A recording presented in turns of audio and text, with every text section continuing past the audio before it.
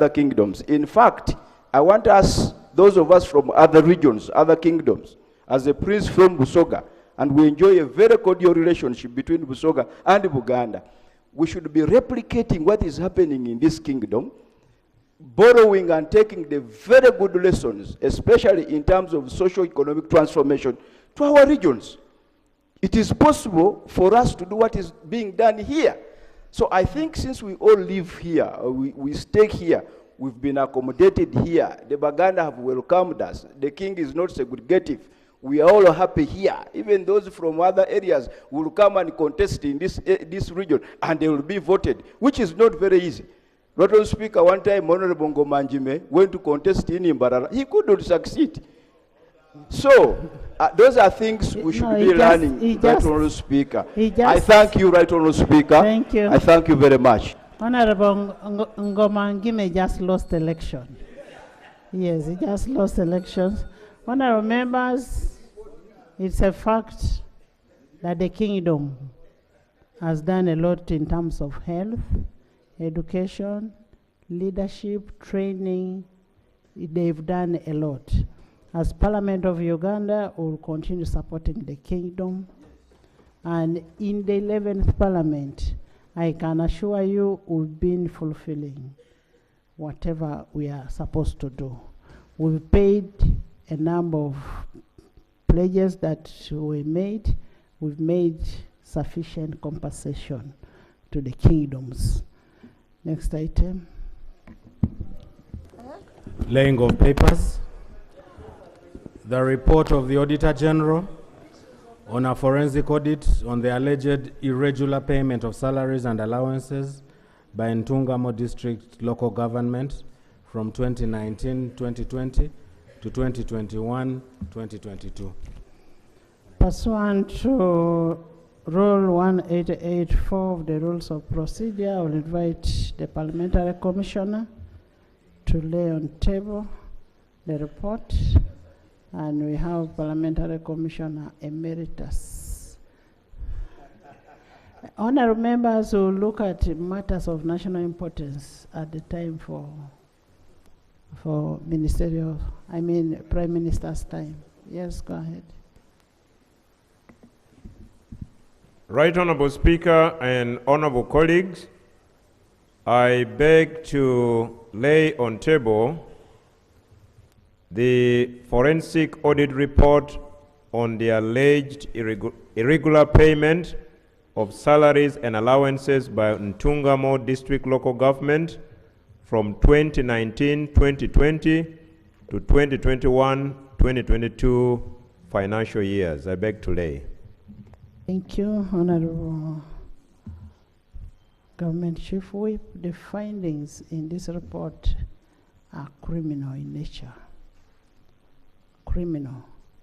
And we are referring this report directly to the Criminal Investigation Department, CID, police, and we'll want to get a report on the actions taken within 1 month. Laying of papers. The special audit report on revenue management and accounting and aviation fuel management at the Uganda National Airlines Company Limited for the financial years 2021-22, 2022-23, and 2023-24. Pursuant to Rule 187.3 of the Rules of Procedure, I hereby invite the Parliamentary Commissioner to lay the report. Right Honourable Speaker and honourable colleagues, I beg to lay on table the special audit report on revenue management and accounting and aviation fuel management at Uganda National Airlines Company Limited for the financial years 2021-2022, 2022-2023, and 2023-2024. I beg to lay. Thank you. Pursuant to Rule 8.1 of the Rules of Procedure of Parliament, the report stands referred to a specialized investigative agency of government given the technicality and the sensitivity of the aviation aspects. Item 3 on the order paper. Motion for a resolution of Parliament to appreciate His Excellency the President of the Republic of Uganda for the clear and precise exposition of government policy contained in the State of the Nation address to Parliament on Thursday, 5th June 2025. Honorable members, before we go to the motion in the public gallery this afternoon, we have head teachers of Church of Uganda founded schools of the Diocese of Kigezi, Cavali district. Where are you? They are represented in Parliament by Honorable Catherine Indamira, Honorable Bahati, Honorable Kamara Nicholas, and Honorable Nwagaba Wilfred. You're most welcome. Join me in welcoming them. Thank you for coming. Honorable members, as you recall that His Excellency the President, General Yoweri Kaguta Museveni, delivered his State of Nation address to the nation on 5th June 2025, and that was pursuant to Rule 10, Sub-Rule 4 of the Rules of Procedure. The President was heard in silence, pending the debate of this House on the address of that day, and we alluded that this debate would be allocated time. The motion would be presented to the House on Tuesday, 29th July 2025. I undertook to allot time for the debate on the President's State of Nation address. To pave way for a debate, we will have a motion presented and seconded. Then we'll wait for a response from the leader of opposition on that on the State of Nation address. Then we'll give time for debate of both reports, the one from the motion and from the leader of opposition. I now want to call Honorable Nakut Faith to move the motion.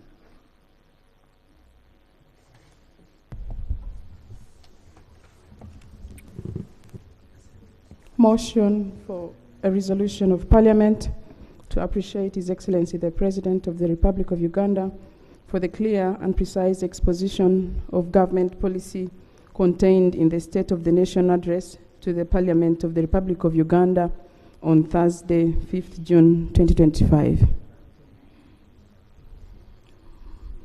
Whereas Article 1011 of the Constitution of the Republic of Uganda, 1995, requires the President to deliver to Parliament an address on the State of the Nation at the beginning of each session.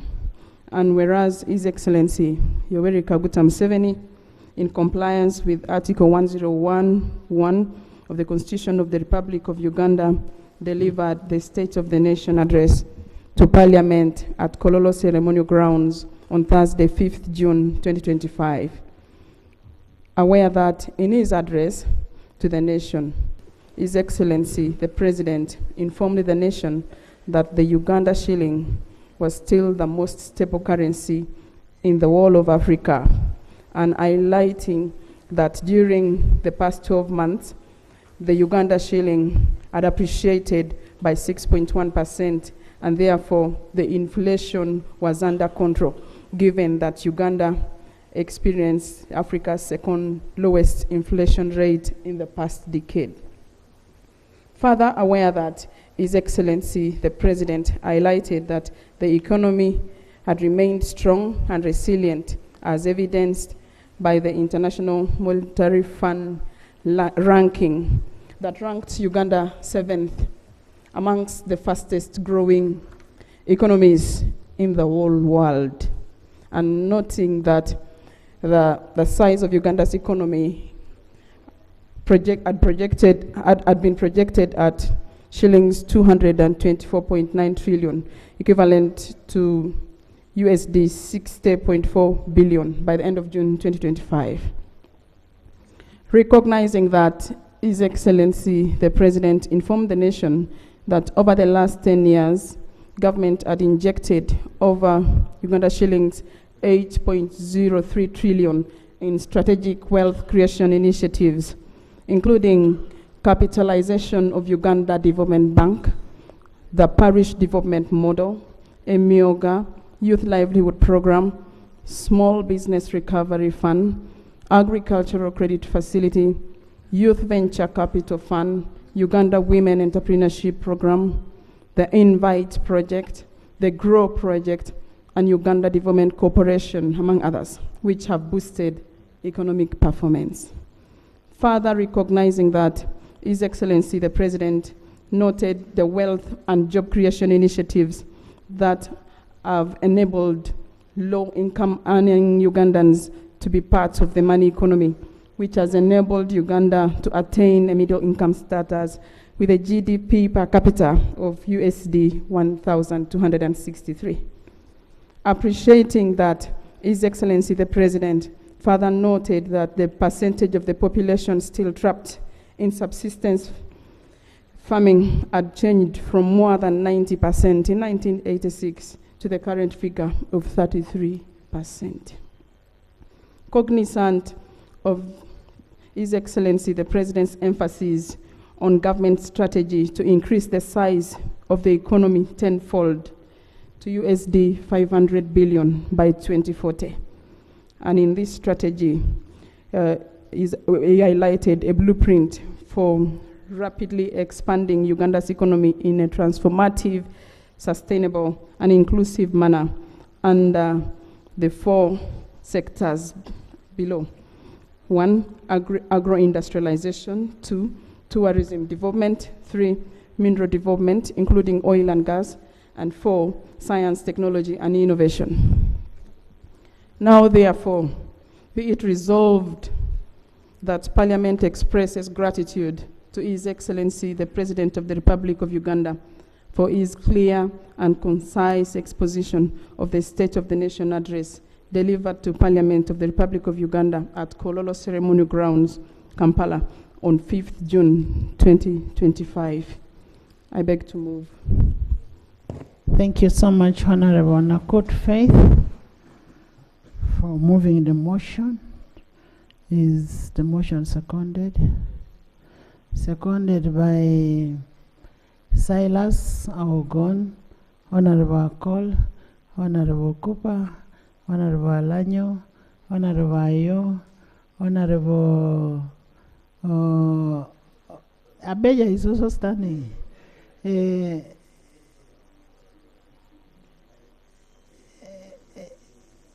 Who? You as by the front bench, that's the government chief whip by Nakut, by Honorable Cheng, Honorable General Wamala, another Wamala, Honorable Nambos Wamala, then veterans by the whole side.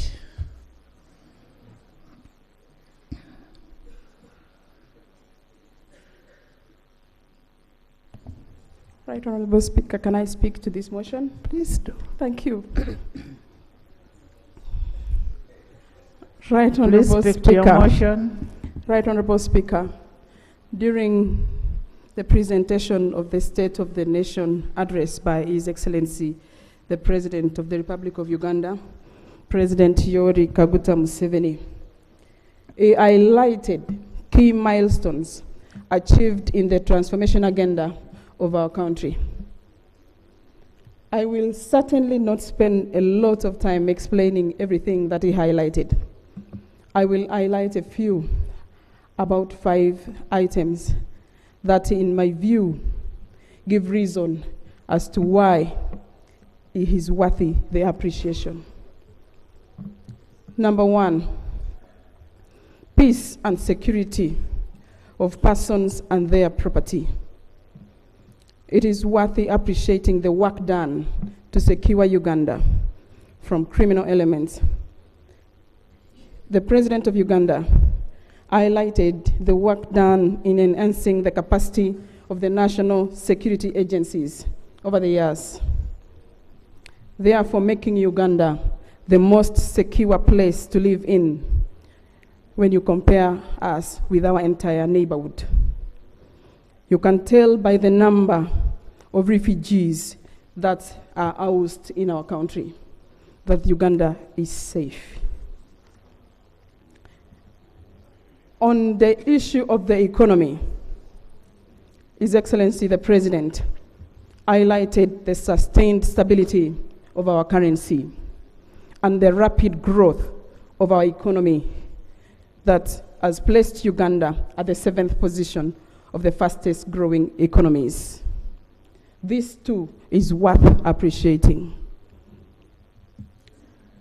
Number 3, on the fight against poverty, His Excellency the President explained in depth the interventions that have contributed to the reduction of poverty nationally from 20% to now 16% in just 4 years. If you compare 1986 to now, it is a shift from 80% to 16%. Through the interventions like PDM, GROW, EMEGWA, and all the others that I had mentioned, all efforts to offer a dignified life to Ugandan citizens is worthy the gratitude. On business and job creation and revenue growth, His Excellency the President highlighted the investments to support small and medium enterprises. For example, through the Small Business Recovery Fund, the Agricultural Credit Facility, the Youth Venture Capital Fund, the WEB, the Invite, and among others. These interventions increased the Ugandan participation in production and in trade. More Ugandans are into business now, therefore increasing national revenue, which has grown from 5 billion Uganda shillings in 1986 to now 31.9 trillion shillings. On energy, His Excellency the President explained the growth in the volume of electricity megawatts from 156 megawatts in 1986 to now 2,052 megawatts. In addition to that, it is worthy appreciating the stabilization of fuel prices that arose from the decision to allow the Uganda National Oil Company to participate in the importation of fuel for Ugandans. These efforts improved the mobility and trade in our country. This is worth appreciating. On mineral development, with the wisdom of the President of the Republic of Uganda, he also explained how the restriction of export of unprocessed minerals had attracted investments into the mineral sector. For example, the opening of the gold refineries, the cement factories, the clinker factories, the processing of iron ore in our country, therefore creating job opportunities for our citizens. All these things were explained in depth, including the improvement of our agriculture and agro-industrialization sector.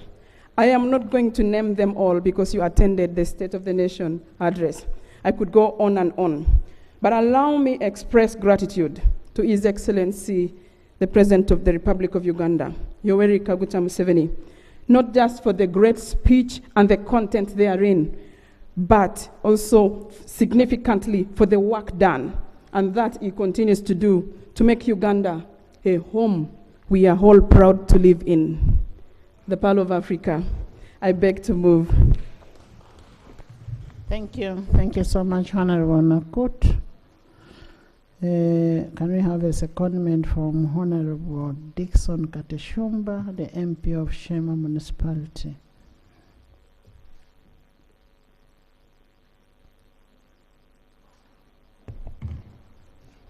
Thank you very much, Right Honorable Speaker and colleagues. I just joined my colleague in seconding this motion, and I would like to highlight a few points that I would like the House to take note.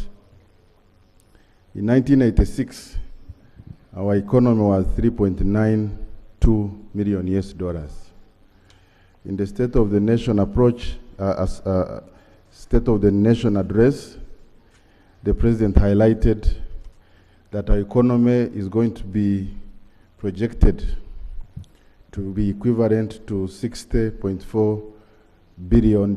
This is a tremendous growth that we have witnessed under the leadership of His Excellency the President. We have also seen that Uganda is one of the countries that is growing at a very fast rate, and the projection in the next financial year, Uganda is expected to grow at 7%. This is as a result of the steady economic progress and policies that His Excellency has spearheaded over the years. He highlighted that the government over the last 10 years has injected over 8 trillion shillings in strategic wealth creation initiatives. And these ones, colleagues, we are aware, the Parish Development Model, the Myoga, the Youth Livelihood Project, Small Business Recovery Fund, the Youth Venture Fund, Women WEP, Invite, Grow Project, and UDC, among others. These projects, we have seen that money has directly gone to reach the people at the bottom of our society. And we appreciate the President for that vision. We have people who have touched 1 million shillings for the first time in their life, and they have given stories of how that has transformed their livelihoods. Colleagues, Right Honorable Speaker, in 1986, the revenue collection in this country was 5 billion shillings. The President highlighted in his speech that as at the end of June 2025, we expect to have collected almost 32 trillion. This effort is as a result of sound economic management principles that has enabled the growth of industries, that has grown our economy to attract the foreign direct investment, that in result gives us this revenue base that even with threats of withholding external funding, Uganda is able to meet its recurrent costs and survive. On tourism development, the tourist receipts were valued at $1.4 billion in the calendar year 2024, from $562 million in 2020. This again is as a result of very robust enablers that government has put in place to enable tourism development in this country, that include peace and security, to make sure that our visitors are safe, but also other enablers like infrastructure, like the efforts that government has put in. For example, the government under the watch of His Excellency the President revived Uganda Airline, and now we fly direct to some of the markets where we have never flown or where we last flew many years ago, including London Gatwick, Mumbai, Dubai, among others. We have seen the expansion of Entebbe International Airport. We have seen the construction of Cavali International Airport, and a couple of local airstrips that have been renovated, like Kisoro Domestic Airport, among others. The visitor entries in 2 national parks grew by 5.4% in 2023, and all this gives us comfort that we are going to continue seeing tourism as one of the priority areas that enable our economy.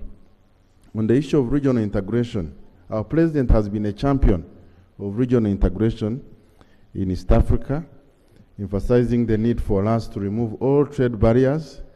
And as colleagues, you have seen, the President was in Nairobi yesterday to try and unlock and sign a couple of MOUs to ensure that we have free flow of business and trade in the region. And when you look at our exports, most of our exports are going into the region in Kenya, South Sudan, DRC. And being a champion of regional integration, the President continuously emphasizes the need for Ugandans to take advantage of these markets by being productive. And so our country is safe in the hands of the President. Our economy is safe. Investors are coming. Yes, he highlighted the challenges, and we acknowledge the challenges. But for what he has done and for the efforts that government has put in and the promises that have been made, we do appreciate His Excellency the President for continuously addressing the nation and giving us the strategic vision and guidance as we move into the future. I beg to submit. Thank you. Thank you, Honorable Katesh. We'll have another seconder from Honorable Avur, Jen Pacheta, the District Woman MP of Pakwach.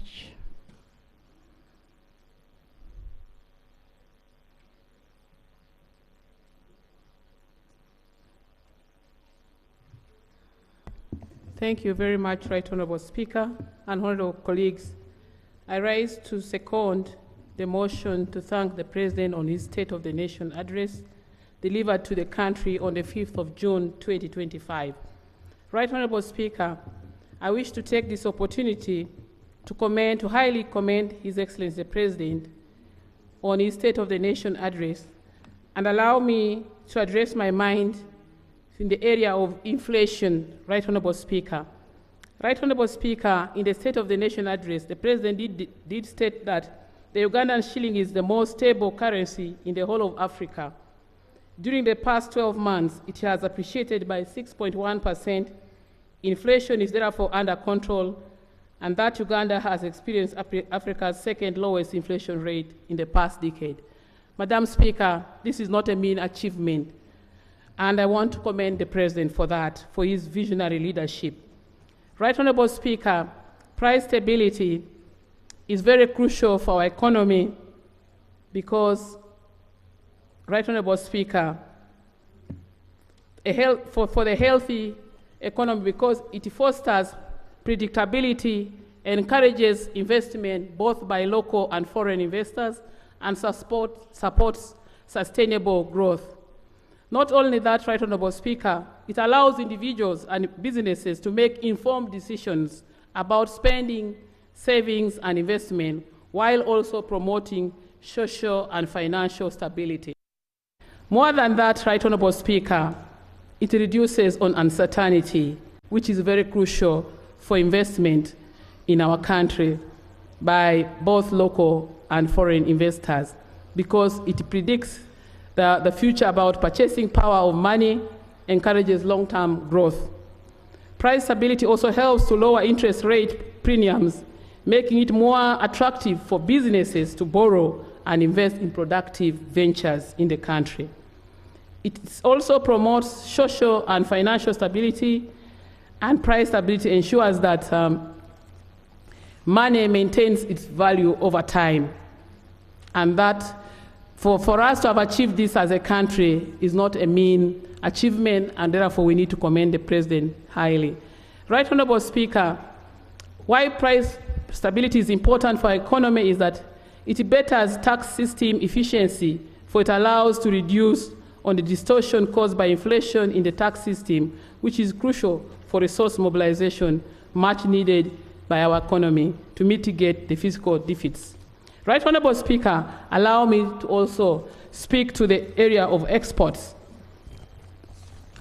In the President's State of the Nation address, he pointed out that in the last financial year, exports receipts from merchandise trade increased by 26% to $9.3 billion.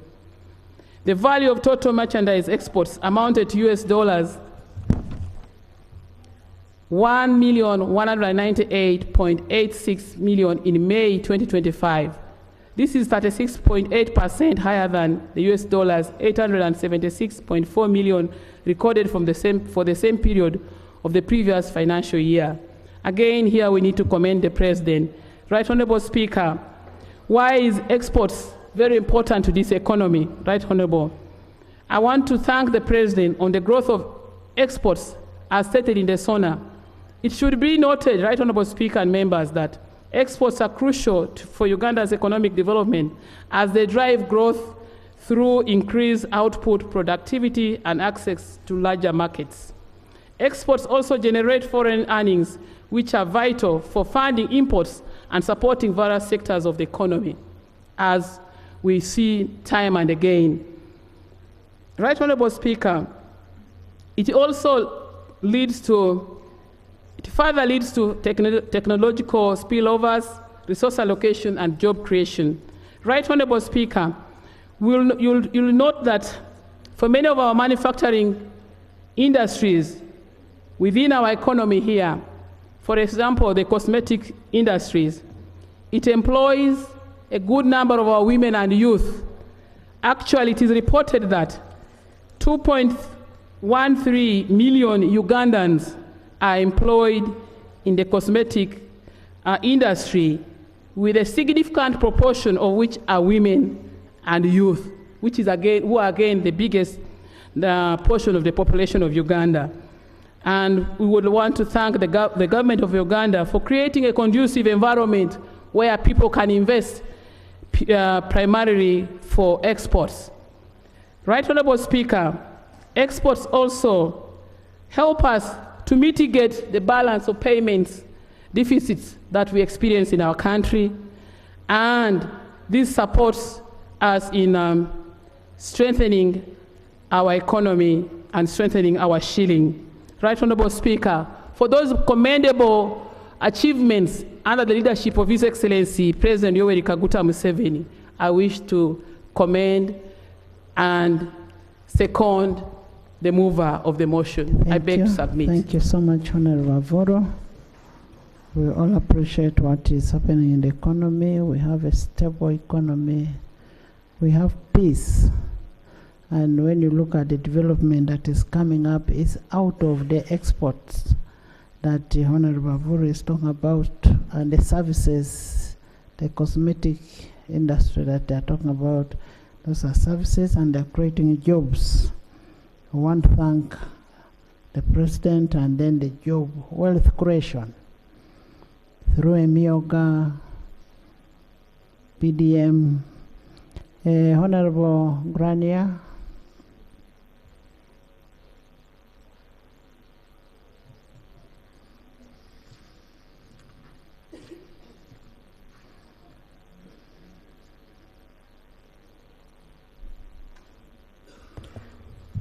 Thank you, Right Honorable Speaker.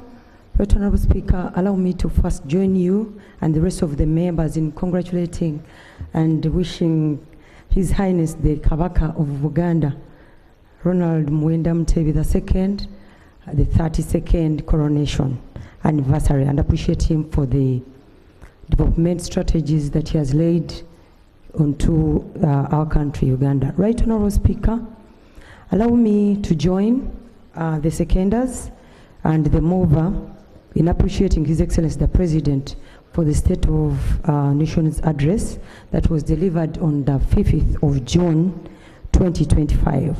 Right Honorable Speaker, as we speak, you are also one of the things that we can appreciate His Excellency the President for. As a result of affirmative action, as women, we have achieved so much in terms of leadership, the Prime Minister, the Vice President, and most of us, the women members of Parliament. Right Honorable Speaker, I would also want to join. The men are not clapping.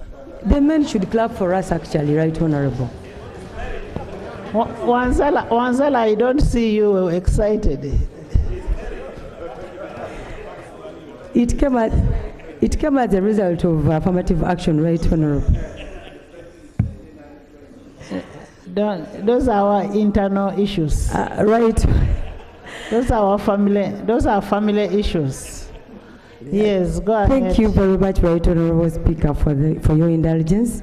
Right Honorable Speaker, I join the MOV and the seconders and the whole House in appreciating the President for the so many things that he has done, but I want to pay most of my attention to the agriculture sector. He has supported the growth of the agriculture sector in a number of strategic products like dairy, fish, coffee, and maize.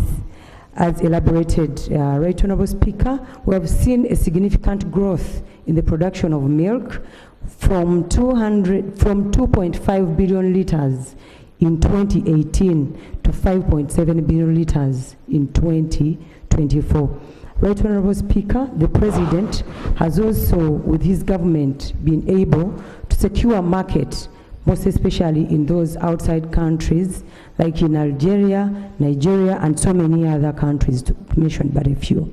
Right Honorable Speaker, out of this foreign market, we've been able to get an earning of about 285.4 million US dollars as of 2024, compared to a very small amount that was secured as of 2015, Right Honorable. That is not a mean achievement within that period of time. Right Honorable Speaker, I also want to appreciate the President for ensuring that the production that we get here is actually having market even here in our country. For example, when you look at the Beni Food Factory, which has recently been commissioned, this processes 10,000 liters per day. So it helps our farmers to get market for the milk product. Right Honorable Speaker, in the fish department, we have 658,000 metric tons of fish catch. Matter. Yes, Right Honorable.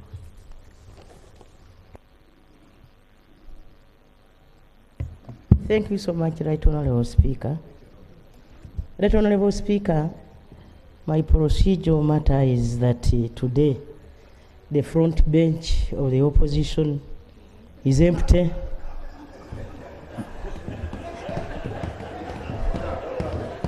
Is it procedural okay, Right Honorable Speaker, for us to move when the front bench is not here?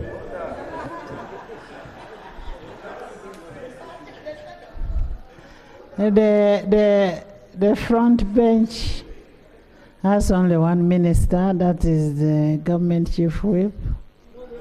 I mean, the opposition chief whip. We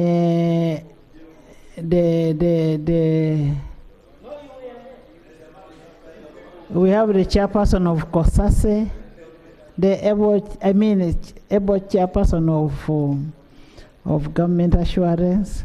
For now, since they asked for permission to be away, they have gone to celebrate the Kawaka's birthday. We can continue without them. Can you summarize, Honorable Grania? Thank you, Right Honorable Speaker. Right Honorable Speaker, protect me from Honorable Asuman. Right Honorable Speaker, allow me to bring to the attention of the House and the whole country that we are producing a lot of fish, and this has supported our 12 fish processing factories. This has also created jobs for our youth and the rest of the people who are working in those factories. Right Honorable Speaker, government has gazetted fish breeding grounds, and these have helped our people to get jobs. Right Honorable Speaker, there is an enabling environment for private sector in fish production in this country, and this has attracted a number of investors in that field. Right Honorable Speaker, when we talk about coffee, as we speak now, we are producing 8.2 million bags of 60 kilogram bags as of 2024, compared to what we previously produced in 2022, which was 7.8 million bags. Right Honorable Speaker, that comes as a result of improvement in the coffee varieties that are climate and pest resistant in this country, and that has been done by this government, which is headed by His Excellency, the President of the Republic of Uganda. Right Honorable Speaker, as we speak, we are producing big quantities of maize, and these have increased from 3.4 million metric tons to 5 million metric tons as of 2024. Right Honorable Speaker, the value of the export in maize has increased from 63.5 million USD to 195.3 million USD. That is not something small, and so we appreciate His Excellency the President for supporting the growth of our agriculture sector. And for that reason, Right Honorable Speaker and the House, I want to join the mover, the seconders, in seconding and appreciating His Excellency the President for the clear and precise State of the Nation address. I thank you. Thank you. Thank you so much, honorable members. I want to thank the mover and all the seconders for all those kind words that they've talked about His Excellency the President of the Republic of Uganda, and for his address to the nation on the state of affairs of this country, from where we are coming from, where we are, and where we are going. Honorable members will require a response from the leader of opposition in Parliament to the State of Nation address before we can open a debate on the floor. I have been reliably informed that the leader of opposition will be ready within 1 week to respond, and after that we shall allot time for the debate, because the rules allow us to give him time to respond, and we are asking him to respond in 1 week's time. Then we shall have a debate on this, and based on that we'll now go to the next item. Item 4 on the order paper. Motion for a resolution of Parliament to authorize Cavali Regional Referral Hospital to sublease 5 acres of its land to Cavali University pursuant to Section 32(6) of the Public Finance Management Act 2015. Honorable members, Section 32(6) of the Public Finance Management Act 2015 requires the accounting officer to secure authorization of Parliament before pledging or otherwise encumbering the land or any other asset on his or her vote, and pursuant to Rule 58 of the Rules of Procedure, the Minister of Health will move a motion to that effect. However, this must come out very clear that we as Parliament, we do not have powers to sell land, because in the last sitting, the sitting where we had another approval, we were only doing what the law requires of us as Parliament. The other procurement processes are done by the vote or by the accounting officer. Ours is basically to give authorization, and that's where our role stops. So this perception of saying Parliament has started selling land is not correct. We are acting according to the law. That is Section 32(6) of the Public Finance Management Act 2015. Honorable Minister.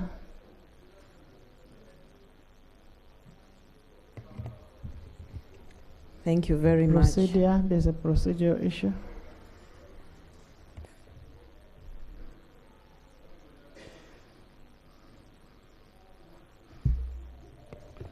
Right Honorable Speaker, thank you for the opportunity. For the last 2, and this is the 3rd day, I have been requesting your office to present a very important issue on the outbreak of cholera. Is it a procedure on what we are presenting now? Okay.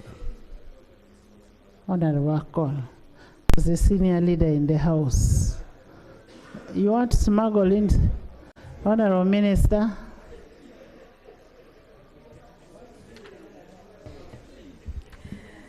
Thank you very much, Right Honorable Speaker. Honourable members, this is a motion for a resolution of Parliament authorising Cavali Regional Referral Hospital to sublease 5 acres out of its land to Cavali University. Whereas Cavali Regional Referral Hospital is a public hospital and the registered proprietor of land comprised in volume 3119 Fall 24, situated at Cavali City. And whereas Cavali University is a public university operating and offering various academic programs including medicine, with a medical school currently housed within Cavali Regional Referral Hospital. Aware that Cavali University on the 8th of August 2022 requested Cavali Regional Referral Hospital for a sublease of 5 acres of land out of Cavali Regional Referral Hospital land to enable the university expand its teaching space for the Faculty of Medicine. Noting that Cavali Regional Referral Hospital Management Board, in its 6th sitting held on the 16th of September 2022, approved the request to allocate the university 5 acres of land for expansion of the Faculty of Medicine to comprise operating theaters, specialist clinics, and patient wards for oncology, neurology, orthopedic surgery, as well as lecture theaters to create a befitting medical school at Cavali University. Further noting that the Ministry of Health approved Cavali Regional Referral Hospital's Management Board decision to sublease 5 acres to Cavali University for expansion of its teaching space. Recognizing that Cavali University secured initial funding of 3 billion Uganda shillings for the desired medical school expansion from the government of Uganda through the Ministry of Finance in financial year 2022-2023. Appreciating the role that Cavali University Medical School plays in closing the medical professional gap by training medical professionals within the Kigezi sub-region in the districts of southwestern Uganda, of Cavali, Kanungu, Rubanda, Ruchiga, Kisoro, and Rukunjiri. Noting that the statutory requirement for parliamentary approval under Section 32, subsection 6 of the Public Finance and Management Act, Cap 171, for Cavali Regional Referral Hospital to encumber its land through subleasing it to Cavali University. Now, therefore, be it resolved that Parliament authorizes Cavali Regional Referral Hospital to sublease 5 acres out of its land to Cavali University for the expansion of the Faculty of Medicine to comprise operating theaters, specialist clinics, and patient wards for oncology, neurology, orthopedic surgery, as well as lecture theaters. I beg to submit. Thank you. Seconded. Seconded by Tony Wanzala Mutebi, Olympian, by the Prime Minister, by Government Chief Whip, by Dr. Kasai, by Honorable Namboso, by Honorable Uda, by Rose Olanya, Dakasi, Kubex, Isaac, Sarah, by the whole side, including Gerald, Acrobat, Masindi, Nekesa, and Lanyo. Would you love to speak to you? Dr. Uyonga and Angora, Dr. Yume, Emeritus Chair. Doctor, can you justify your motion? Thank you very much, Right Honorable Speaker. Right Honorable Speaker, our regional referral hospitals act as teaching hospitals for the universities. And therefore, we work together to expand the hospitals to offer comprehensive teaching to our students. So allow me to additionally inform this august House that the request before us today of authorizing Cavali Regional Referral Hospital to sublease 5 acres of its land to Cavali University, which is a public institution of higher learning, is not just a matter of land. It is an investment in the future of healthcare delivery, medical education, and regional development in Kigezi sub-region and beyond. Cavali University, through its School of Medicine, is a key partner in the provision of specialized healthcare services, medical training, and research. And as you heard, a number of facilities will be constructed on the said land, including facilities for neurology, oncology, and many others. We are all aware that the regional referral serves a catchment population of 2.4 million people across the districts of Cavali, Kanungu, Kisoro, Ntungamo, Rubanda, Ruchiga, and Rukunjiri. And these people definitely have different ailments, just like any other region. And therefore, they deserve specialized services as well. The hospital also receives cross-border referrals from the neighboring countries of Rwanda, Eastern Democratic Republic of Congo.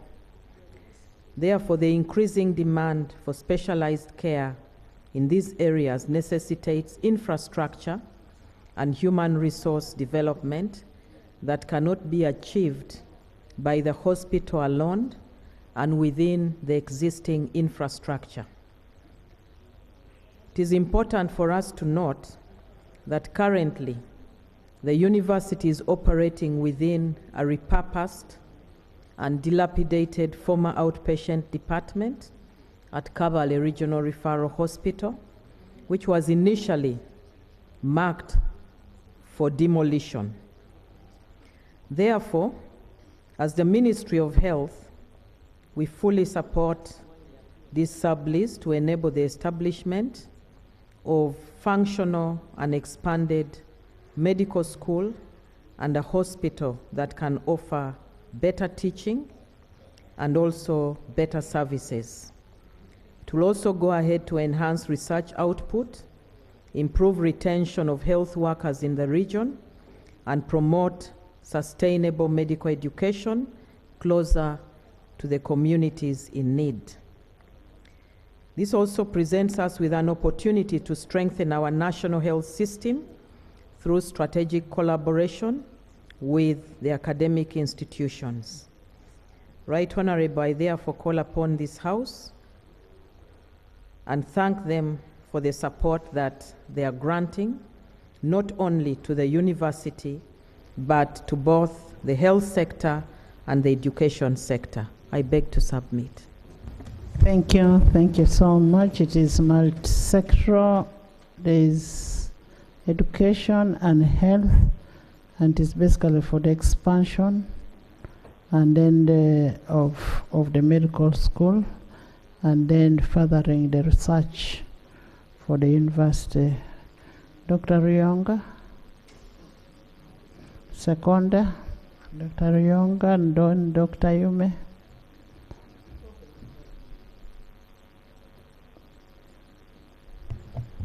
Thank you very much, Right Honourable Speaker. I stand to second the motion for resolution of Parliament authorizing Cavali Regional Referral Hospital sublease 5 acres out of its land to Cavali University as moved by the Minister. Right Honourable Speaker, the partnership between Cavali Regional Referral Hospital and Cavali University School of Medicine aims to improve health service delivery to a population of 2.4. In the districts which have been mentioned, we have Cavali, Kanungu, Kisoro, Mtunga, Murubanda, Ruchiga, and the rest. The catchment area goes beyond the borders of Uganda. We have part of Rwanda and Eastern DRC. Cavali University School of Medicine contributes to the hospital service delivery through trained specialists in surgery, urology, orthopedics, dermatology, neonatology, radiology, ENT, ophthalmology, and obstetrics and gynecology. So there is a dear need for teaching, laboratory, and office space. Currently, the university is housed in a squeezed OPD, which the minister has alluded. So, Right Honorable Speaker, honorable members, Cavali University requested 45 acres, and both parties agreed. So we request that this motion be passed and the land be granted for expansion of the university. I beg to submit. Thank you. Authorization for the sublease be granted. Yes, Dr. Ayume. I'm looking for another doctor. Thank you very much, Right Honorable Speaker. I would like to support the motion. Right Honorable Speaker, a university and a medical training facility have a symbiotic relationship where both of them benefit. The university does the teaching, but the hospital benefits from the extra human resource of the lecturers and the students during training. So therefore, to have these training facilities housed on the premises of the hospital benefits the hospital in terms of the interns who will be trained from there, the nurses, the pharmacists, and all these specialists that the minister has mentioned. I would therefore support this motion. And I have been to that hospital personally. When you're driving out to the left, you will see what appears to be a medical training facility in a dilapidated building, as had been mentioned by the minister. And I think we queried the type of doctors who will come out of that dilapidated building. So for me, anything that improves the infrastructure where these medical students will be trained is very welcome. But also, most importantly, Right Honorable Speaker, I would like to salute the always steadfast Minister of Health that she has done it in a very transparent way. It could have remained at the boardroom of Ministry of Health, but she took it a step further to bring the clarification to the floor of Parliament. No, the law does not allow her to do it in the bedroom of the ministry. What the law requires under Section 32(6) of the Public Finance Act is that it comes to the floor. Yes, Right Honorable Speaker, I was just underscoring the fact that she has done it in a very transparent way and followed the law. We have seen in the past where things like that have been smuggled. And Prime Minister, based on what Honorable Ayume is saying, we know most of the land belonging to government have been given out in a private way in the boardrooms. We want the Committee of Lands to investigate, especially Kampala lands. The lands in Kampala. We want the Committee of Finance to investigate the lands that have been given out without authorization of Parliament. Thank you. Thank you, Right Honorable. I beg to submit. Thank you. Sarah, Tony. Thank you, Right Honorable Speaker. Right Honorable Speaker, I do support the motion. And Right Honorable Speaker, you will note that our regional referral hospitals are actually challenged in terms of space and the infrastructure. When you look at Cavali Regional Referral Hospital, as we speak now, Right Honorable Speaker, it still remains a 100-bed facility, despite being a regional referral hospital that is supposed to serve close to 2 million people. I think that is the regional referral hospital. So, Right Honorable Speaker, certainly it would have been better for the regional referral hospital to have its facilities. But because of challenges of finances, it is okay for the Cavali University to actually acquire this land so that they can put up the building since they have the resources. So, Right Honorable Speaker, this facility, once constructed and completed, will go a long way in enabling the people within the region and beyond to actually get the specialized services in a conducive environment, Right Honorable Speaker. Thank you. Because as we talk about quality health and tertiary care, we need the human resource, which is actually lacking in most of these regional referral hospitals. From what we have, Right Honorable Speaker, most of the regional referral hospitals have less than 30% staffing, and therefore they rely on the universities to actually provide services to the population. So the people within the region will be able to benefit from the tertiary care, specifically utilizing the university facility and the university staff.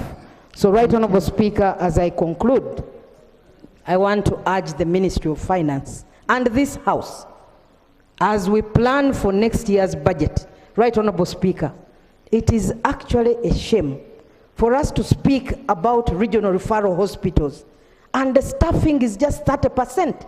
Some are 24%, Right Honorable Speaker. We need to increase funding so that they can be able to recruit the many doctors that they are unable to recruit as we speak now. So, Right Honorable Speaker, I support the motion. Thank you. Thank you. Thank you, Honorable Sarah. Honorable Tony. Thank you, Right Honorable Speaker and honorable members. Right Honorable Speaker, I rise to support the motion that Parliament authorizes the Ministry of Health through Cavali Regional Referral Hospital to sublease 5 acres of land to Cavali University for expansion of the medical school. It is actually the other way around. Cavali Hospital to sublease 5 acres to Cavali University for expansion of the hospital medical school. Right Honorable Speaker, first of all, having the teaching university together with the hospital provides proximity which is closer and makes operation very easy. And I think this we should support, Right Honorable Speaker. Thank you. And this is self-explanatory because government to government and investing in the future of health in the country. However, Right Honorable Speaker, I have only one concern that I wanted us to confirm, that the premise of the Public Finance and Management Act 2015 had realized that land is of high value, and any piece of land in the country that is going to be disposed or subleased must be known by the whole country and Parliament because it is of high value. Now, I want to know whether we have done due diligence as Parliament, that a committee, and good enough now we have the Committee of Land, that would want not to handle it in Parliament when our part of this Parliament has not taken move out to go and confirm exactly 5 acres exist, and it is 5 acres, because we can sit here and approve, and then you find there, they have talked of 5 acres, even the Minister of Health and Education may not be aware, and yet it is 10 acres, and some people have apportioned it for themselves. So that's why I think the committee should go, so that they come back here and confirm that it is 5 acres we have seen, and that, so that later on we don't get back into issues on the land, Right Honorable Speaker. That's only my simple concern on this, but otherwise I support the motion. Thank you. And as we said, since this was a multi-sectoral concerning health and Committee of Education, the Committee of Health did an oversight and found out what you're talking about. So the Committee of Health has already done that. Yes, Honorable Public Service. Thank you. Local government. Thank you very much, Right Honorable Speaker, for the opportunity. Right Honorable Speaker, I want to support the motion, but I would like to use the same opportunity to seek clarification from the Honorable Minister of Health, Right Honorable Speaker. About 4 years ago, His Excellency the President wrote a letter directing that a special... Can you make a clarification on what Honorable Mapenduchi.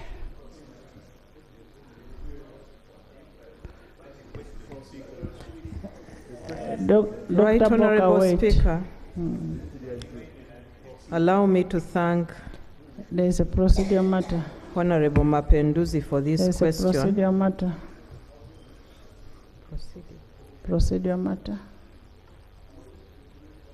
Yeah, thank you, Right Honorable Speaker, for giving me this opportunity to raise a procedural issue related to the same regional referral hospital.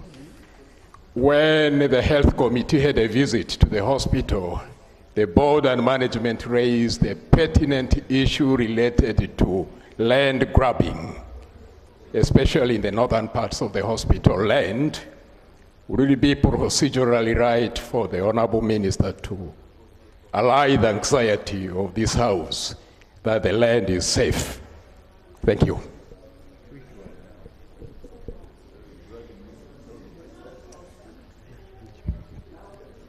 Is what we are talking about related to the land grabbing?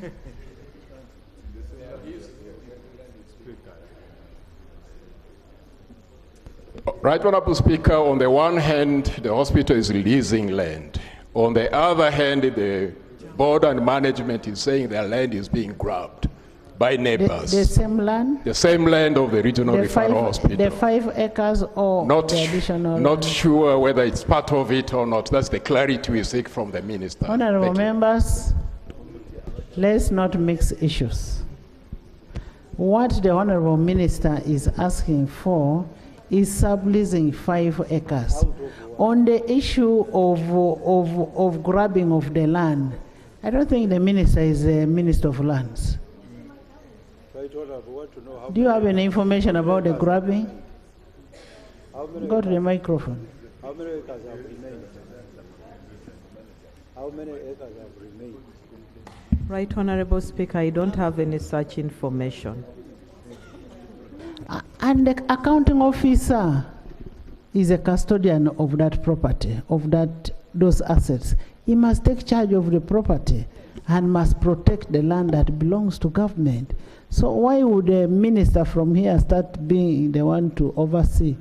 And that's why we have a committee of these committees. You should be able to find out what is happening. How much land is there? How is the land protected? Next item. Item 5. No, the issue of honorable, no, issue of, you first respond to what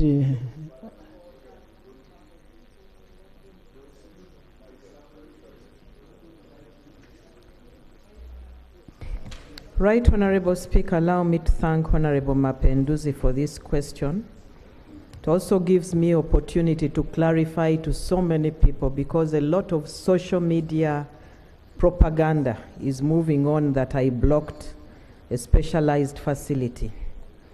Right Honorable Speaker, on the 12th of July 2023, I received a letter from His Excellency the President, together with a proposal from an institution called VAMED that was interested to design, finance, and build a 324-bed capacity specialized modern teaching hospital in Uganda. And the President thought the hospital should be built in Gulu University.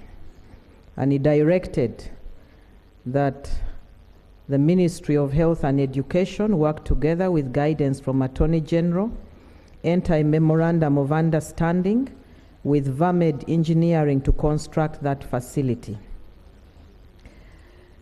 Accordingly, Right Honorable Speaker, Gulu University confirmed availability of land worth 20 acres in writing to the Ministry of Education and Sports, and another letter from the Office of the Vice Chancellor, Gulu University, also confirmed the same. Right Honorable Speaker, I wrote to the Minister of Finance on the 3rd of October, submitting the proposal from VAMED. And in my letter, I asked him to receive the proposal from VAMED, and I requested him to facilitate the signing of an MOU as directed by His Excellency the President so that we could begin work. Right Honorable Speaker, on the 23rd of November 2023, the Minister of Finance wrote back to me, and I request to read his letter. The heading is Proposal by VAMED to design, finance, and build a 324-bed capacity specialized modern hospital in Uganda.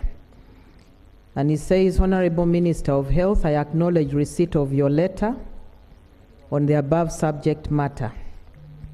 Whereas the proposal is appreciated, its financing mechanism would require government to acquire an additional commercial loan. The implication is that this will worsen the debt service revenue, the debt service meet. Thank you. Honorable Minister, when you got a letter from the Minister of Finance, did you have an engagement with the stakeholders for them to understand what could have gone wrong? Because you needed to go down there in Gulu and tell these people, this is the position.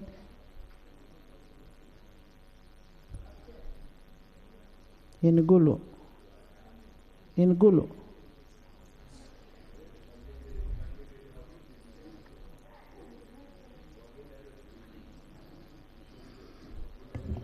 Right Honorable Speaker and members, the Chancellor of Gulu University is the Right Honorable Wakana Rugunda. We held a meeting in Gulu in the presence of many people and stakeholders. We had meetings in my office where we involved everybody. We are looking for a concessional loan so that we can handle that project.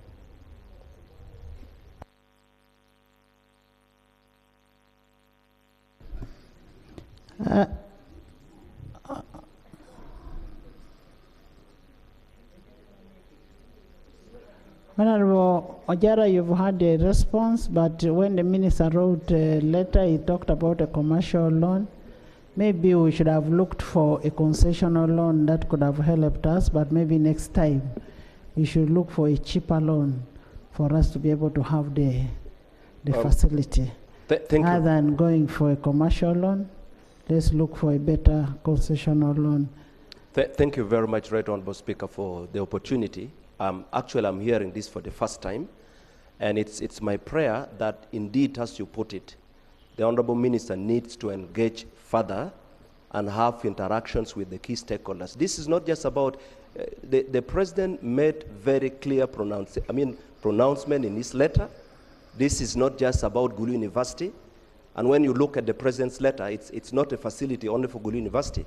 And so it's important that we need to be engaged and get to be informed on these matters. Thank you. Honorable Minister of Health, it is just, I've seen what was written about you. It was all over that you blocked it. It's just prudent enough that you go and talk to the population. You can talk to the population in the language and tell them that it, and as I inform the committee members, we expect all the bills in 1 week to be on the floor, and let's have that bill on the floor.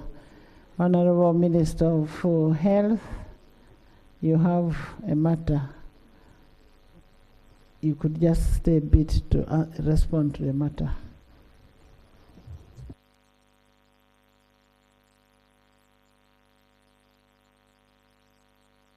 Next. Item 7, Bill second reading, the Engineering Professionals Bill 2024. Looking at the time, it is not yet 4, and because it is not yet 4 and the Prime Minister is very strict, she will only answer Prime Minister's time when it is 4. So can we first look at the next one? Thank you, Right Honourable Speaker. Right Honourable Speaker, the report came to this House And then the presiding officer, then the deputy speaker, requested for some advice from the Attorney General on the same, and that advice has not come through, so the harmonization has not happened. And we will keep waiting on the Attorney General for that harmonization, then the bill would be, the report will be tabled. Thank you very much, Right Honourable Speaker. Prime Minister, how long does it take for us to harmonize just one item on a bill? Can you help us and have the bill harmonized so that we look at it on Tuesday? Yes, procedure matter. Thank you, Right Honourable Speaker. Right Honourable Speaker, this bill has been there for long. You come Over tomorrow. 6 months. So I would request through your office, Right Honourable Speaker, to direct the Attorney General to come, even if it requires The Prime Minister is Monday. here. I've So already told the Prime Minister. That is her minister, not mine. But Prime Minister, can we have this bill harmonized and brought to the House?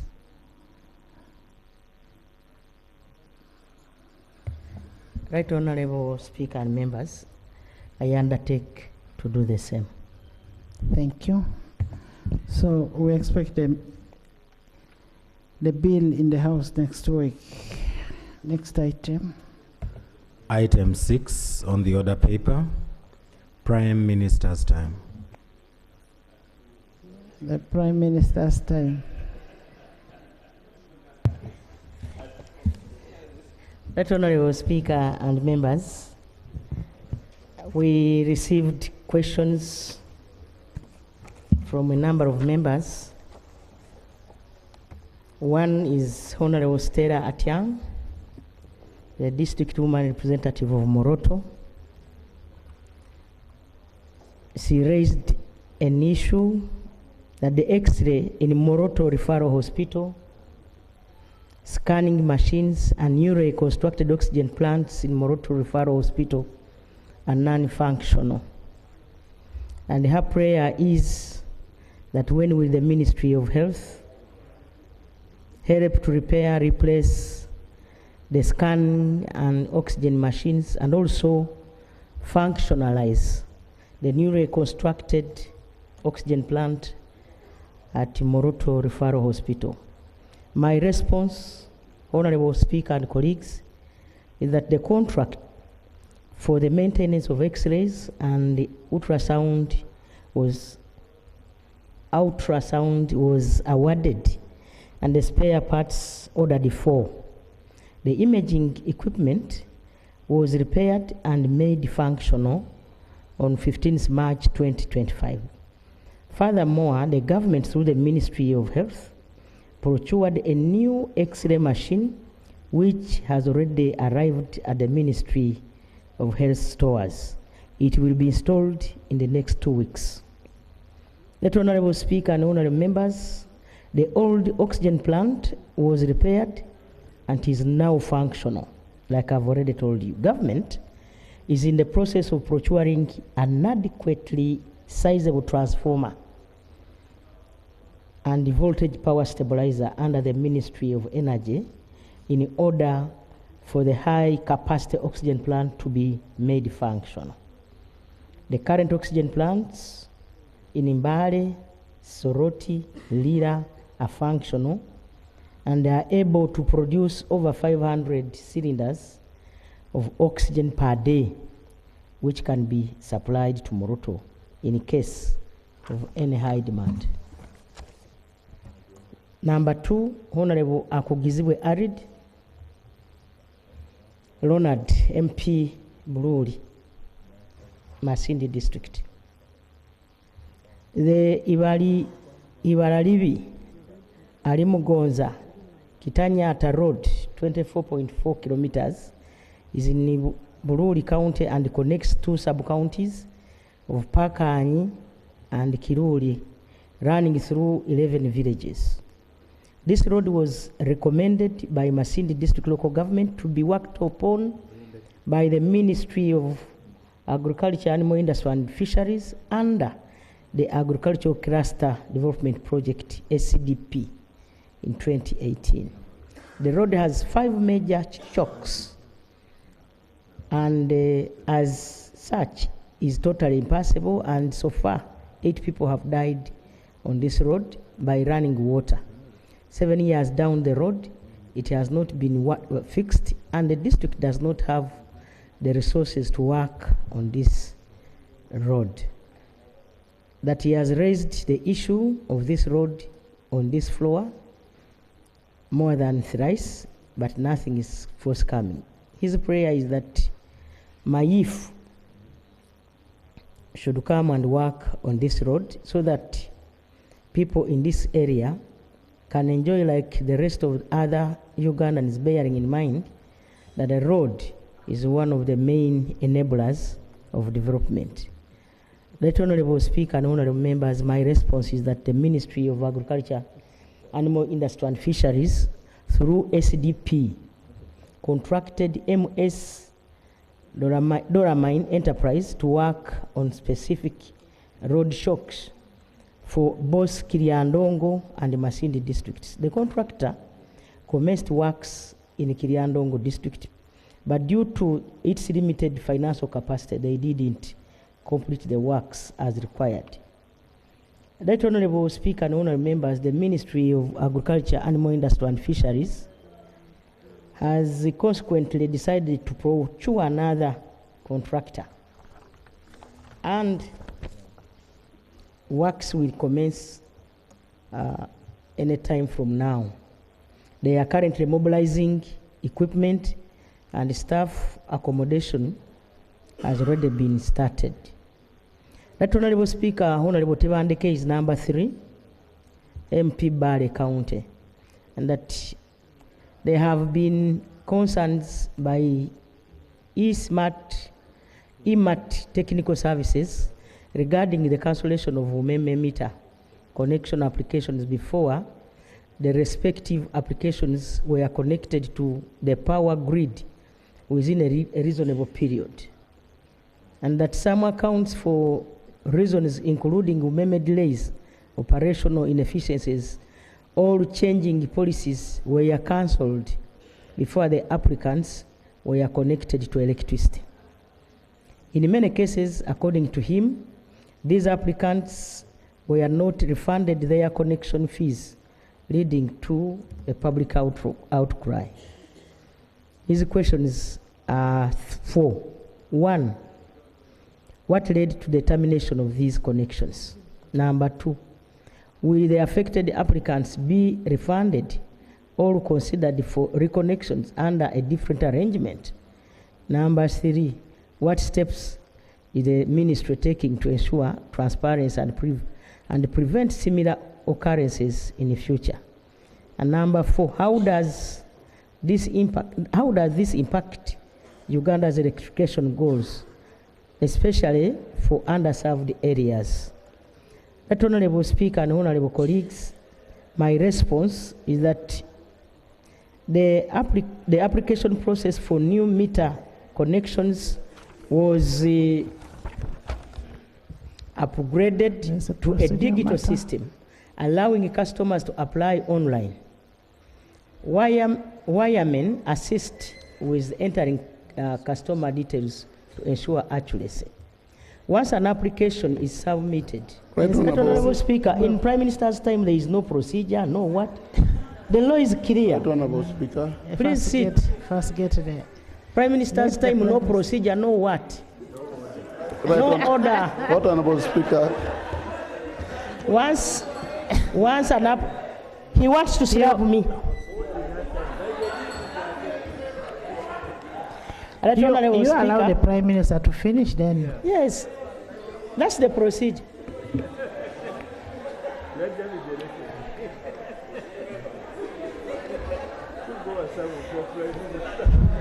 He wants to make a maiden speech. You know, newcomers also.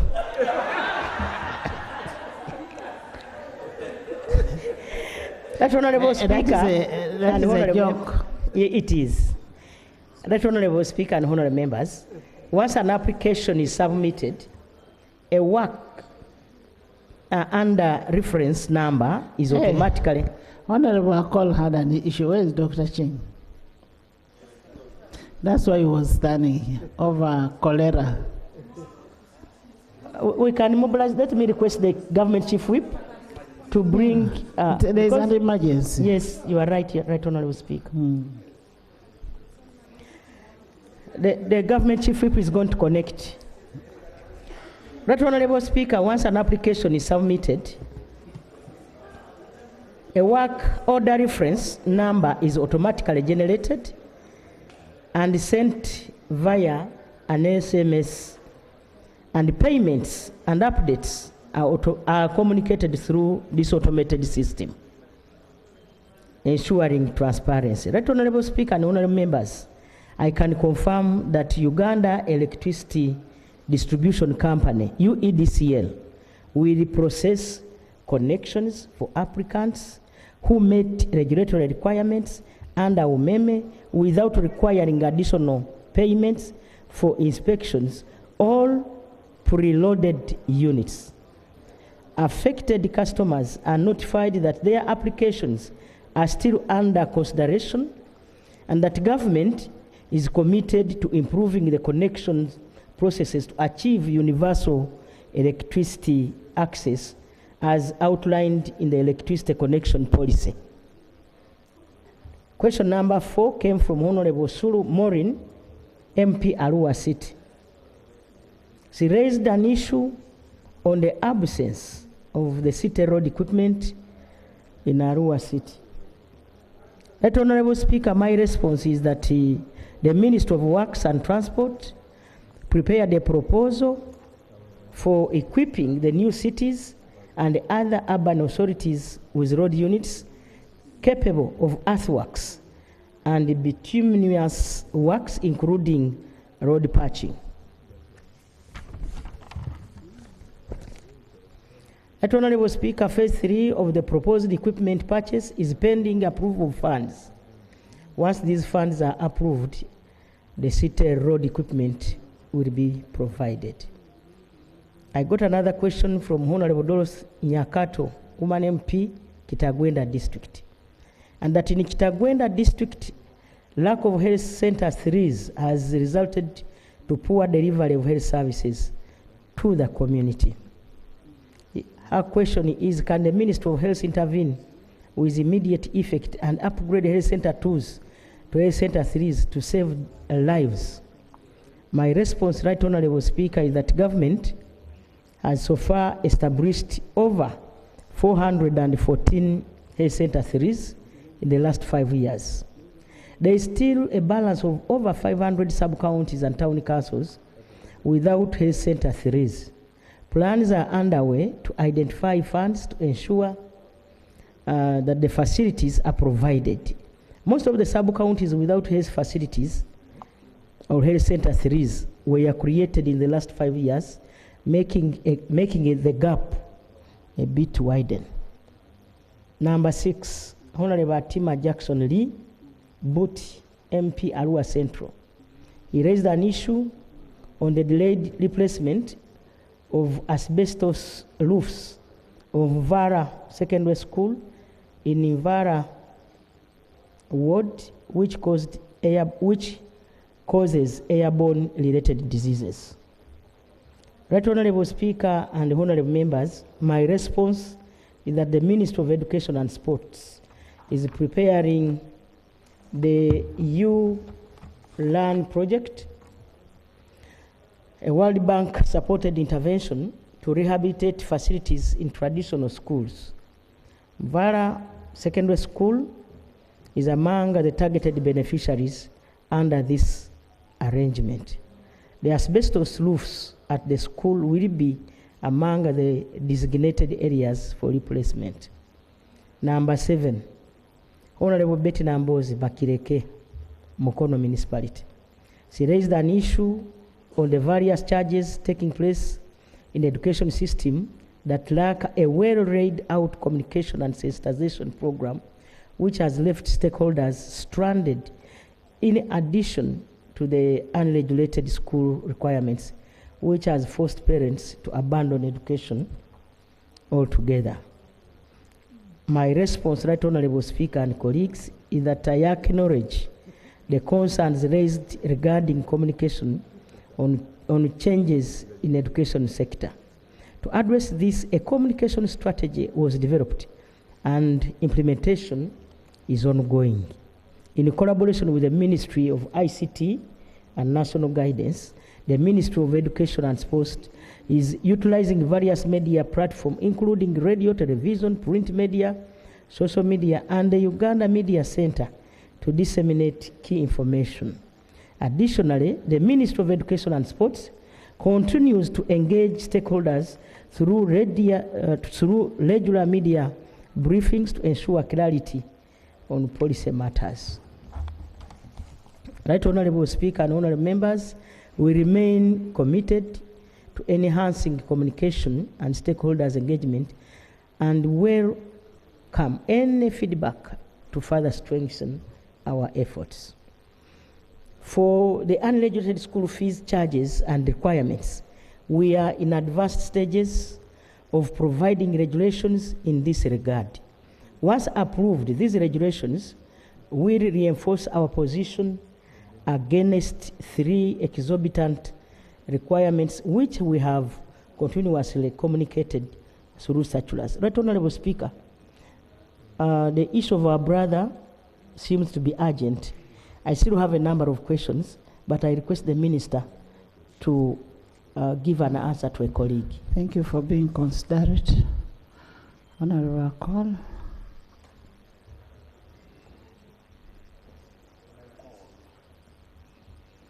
Right Honorable Speaker, I have forgiven the Right Honorable Speaker for intimidating, Prime Minister for intimidating me. And Right Honorable Speaker, it is not the first time. She has refused even to take photos with me several times. I have to raise this.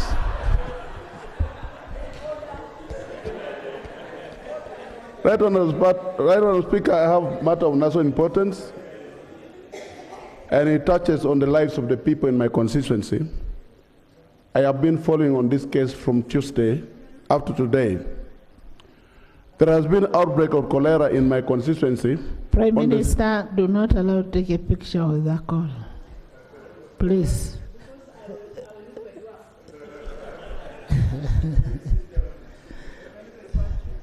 Right Honorable Speaker, from 2nd of July of 2025, up to now, the reported cases are 143. And so far, 11 people have died in Lego Town Council in my constituency.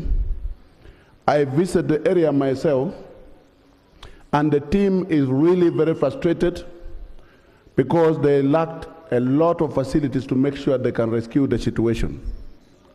They don't have finances. There is lack of medical supplies in the place. Apart from that, the area has inadequate staffing, no financial support, as I said before, but above all, there is no medical facility in the place. In 2020, government started building Health Center 3 in Lego Town Council. After now, it has not been, the construction is not finished, and even is not operational. Now, my prayers immediately, which is very important for the Ministry of Health to pronounce itself on this outbreak, because people are suffering. Imagine from 2nd up to now, if we've lost 11 people. And above all, they are worried about the water sources that need to be tested, because they are not sure whether this problem is coming from the pipe water or the other sources of water in the area. And also there is need for treatment center to be made in the place immediately. And above all, the health facilities in this area, there need to be more staffing, especially in BBR Health Center 3, so that they rescue the situation. But also want to understand why the Health Center 3 of Lego up to now has not been finished the construction and even not operational up to now. Right Honorable Speaker, thank you very much.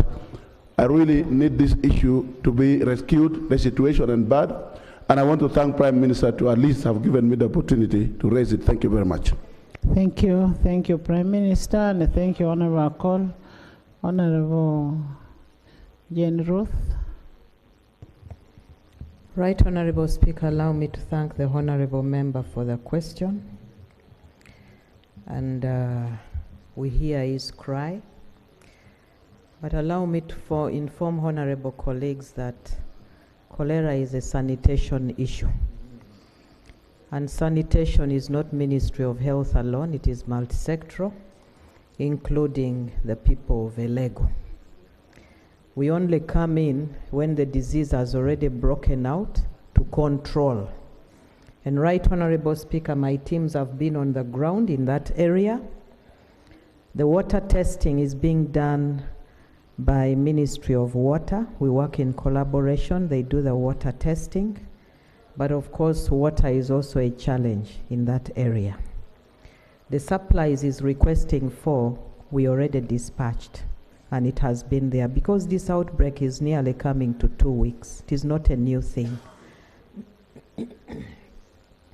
And it will be controlled soon.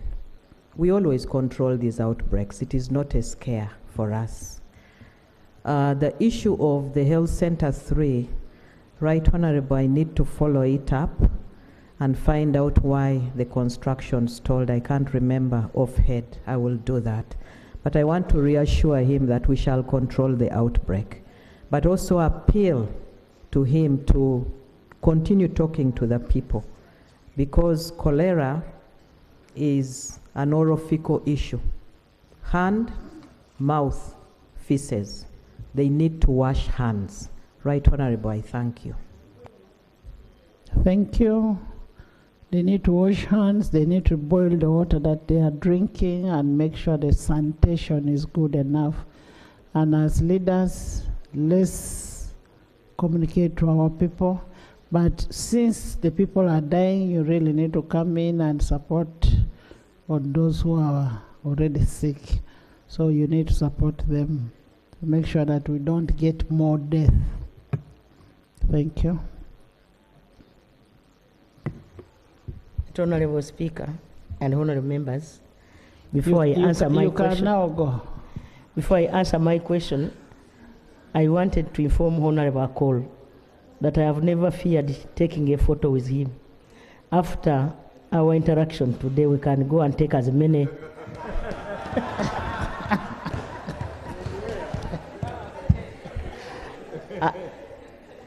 in any place of his choice. Honorable Prime Minister, that's an open invitation. That Honorable Speaker and members, that was, you know, he's too tall. So people who are short like me, when you take a photo with him or him, you will look like a dwarf.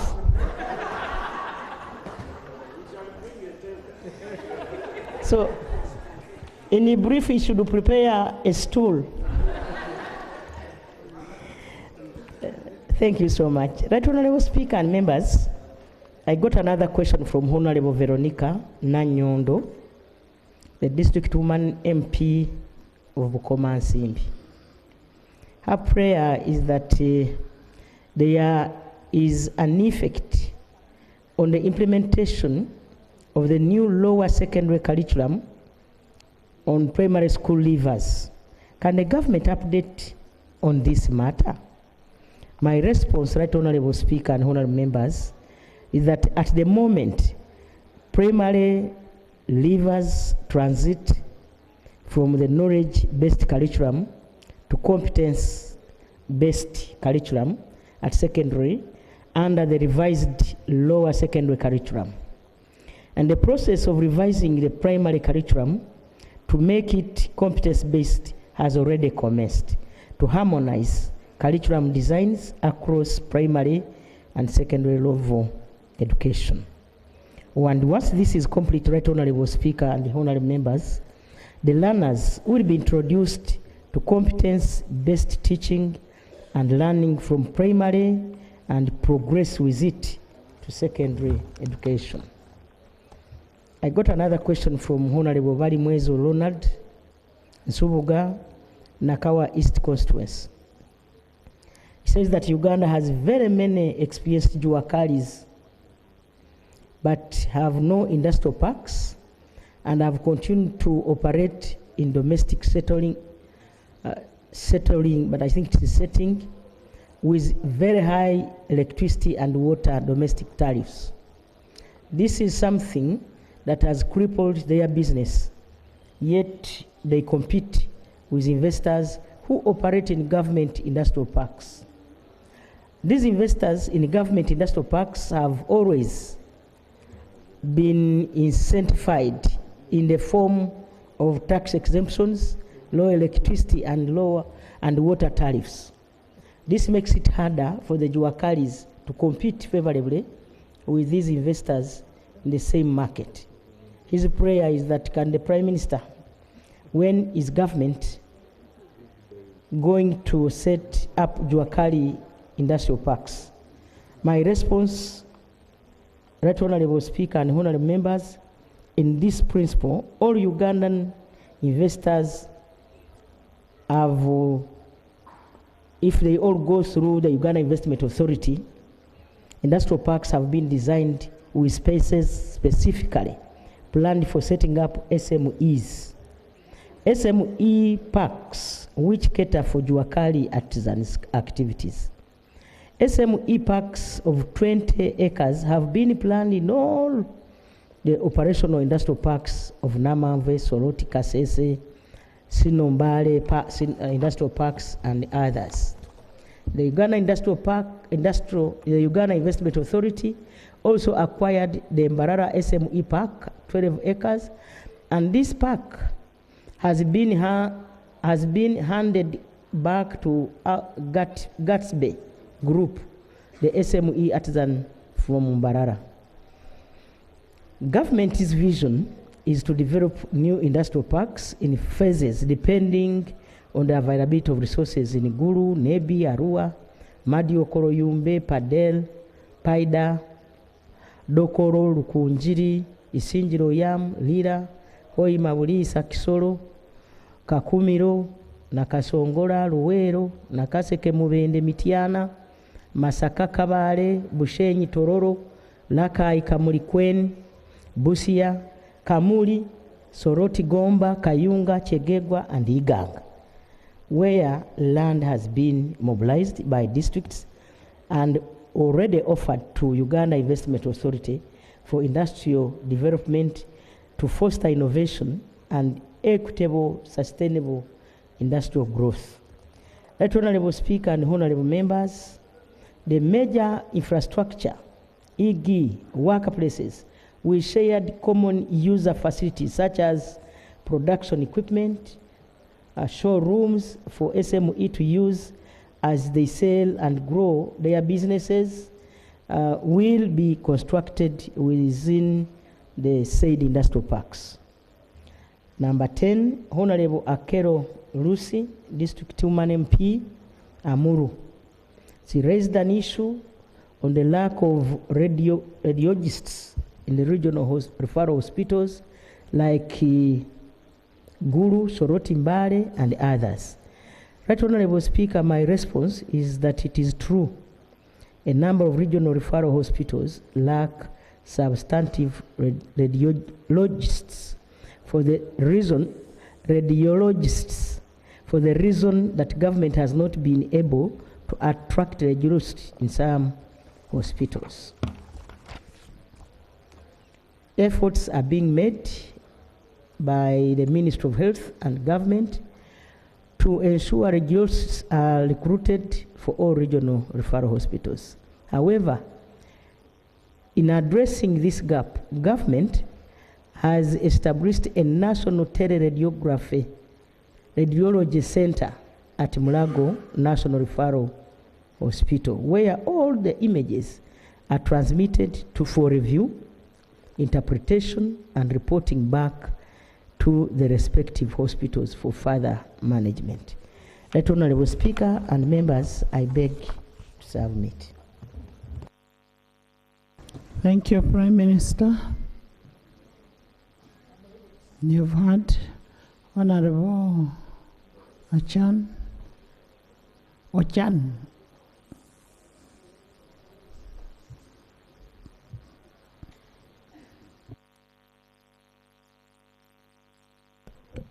Thank you, Right Honorable Speaker. Right Honorable Speaker, I was in Lacho Hospital recently when they was celebrating that day, and they questioned me on CT scan. This CT scan was a pledge from the president right from, is it 2019? Honorable Ojara tried to correct me, that is 2020, February. But it is also close to 2019. Even in the presence of the Minister of Finance, and it's almost 6 years down the road. Why is the delay? You know, if CT scan is in Lacho Hospital, and that one of Gulu Regional Referral Hospital fails us all the time, probably because of these radiologists, or sometimes it is completely down. Yet it is also still new what? It's still a new facility. So why our people have to be referred to Mulago all the time? And Mulago is too far from the north and for the poor people. Why is it that this presidential pledge is not being fulfilled? And according to Lacho Hospital, they say it's 1.9 billion. But according to Honorable Mapenduzi, he corrected me and said it is 1 billion.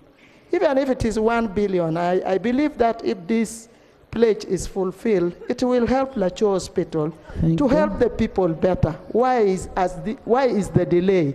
Thank you. Thank you.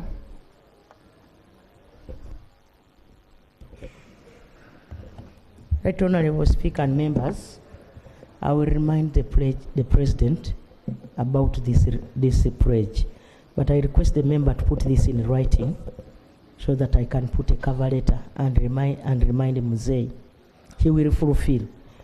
You know, he's a responsible president. Mutevi,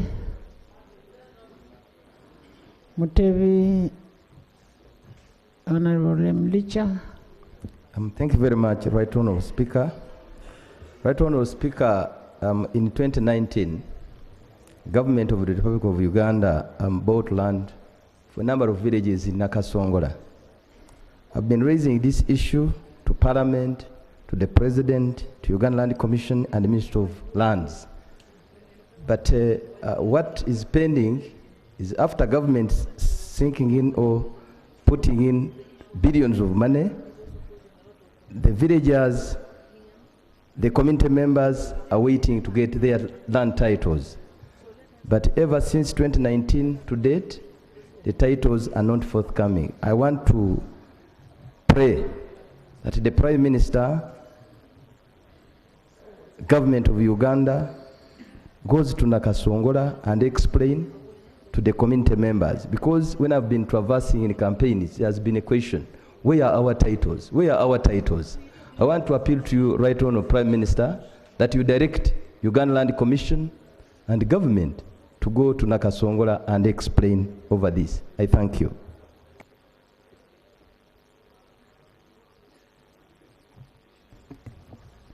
Thank you, Honorable Speaker and members. Let me use this opportunity to direct the Minister of Lands to go to Nakasongola, together with the Ministry for Rural. The Minister of Lands has just walked out. Together with the Minister of Rural Wenzori, so that that issue is handled. Thank you, and I want to guide you, members. I want to refer you to Rule 43(4). When you're giving oral questions, you have to be precise and concise. Don't give us the history. It is the rules. Honorable Wanzala. Okay. Thank you so much, the Right Honorable Prime Minister and the Right Honorable Speaker, for the opportunity. The Right Honorable Prime Minister, I think you know the issue of floods in Ntoroko district. Since 2019, you yourself visited Ntoroko. You saw people living in IDP camps. Terrible situation, no schools, no roads. And last time I was here, you asked us to present the document of those people who are willing to sell pieces of land so that the Prime Minister buys pieces of land, relocate, resettle these people. The Right Honorable Prime Minister, the situation of these people really, these people are living it like, I don't know how I can compare. If you'd see the lives of these people living in camps, they're not like Ugandans. And we've been on it since 2019. So, the Right Honorable Prime Minister, when are you buying this land? Relocate and resettle these flood victims. It has taken really very long time. During campaigns, the Right Honorable Speaker, it was very tough for us to go in these camps and talk to these people. They never wanted even to hear anything from government and from us leaders. It's becoming ugly. So I don't know what you're going to do, Right Honorable Prime Minister. When are you buying this piece of land and relocate these people? I want to thank you. Thank you, Honorable Remulicha. Speaker, the flood, Right Honorable Speaker and members, the floods of Ntoroko took place in 2019. You and me were not yet in these offices. But when we took over, I want you to appreciate that we have been supporting that community. We failed to get land where to relocate these people. The only land that was available was Uwa land. The laws do not allow us to gazette even 1 kilometer. We needed 8 kilometers. So we opted to buy land for from those people. The land those people have, when they did due diligence, they were in wetlands. Some of the land was worse than where they were. And so we would put people there, and then they would also again submerge. So, Right Honorable Speaker, the issue of Ntoroko is quite complex. The only land that is raised is that of Uganda Wildlife Authority. We will just waste money buying that land. Yesterday we had a meeting, Right Honorable Speaker, involving your leaders from your district. The RDC was there, the LC5, and the Chief Administrative Officer. The President directed that we look for this land in 2020. So we have been able to construct new health facilities. You are aware. It's not that we have not got concerned. My office has really tried. We even have the money. But the challenge was, should we buy again land in a swamp? That has been our challenge. Maybe since we are supposed to bring this issue to Parliament, so that Parliament, because it's Parliament with the powers to degazette, we degazette part of Semriki and then maybe settle people there. It is complex. And you know. Thank you. Gerald Acrobat. Thank you so much, Madam Speaker. Right Honorable Prime Minister, you recall that in Bulambuli, we have the issue of landslide survivors that were relocated to Nambuche settlement camp late last year. To date, these people have not been helped.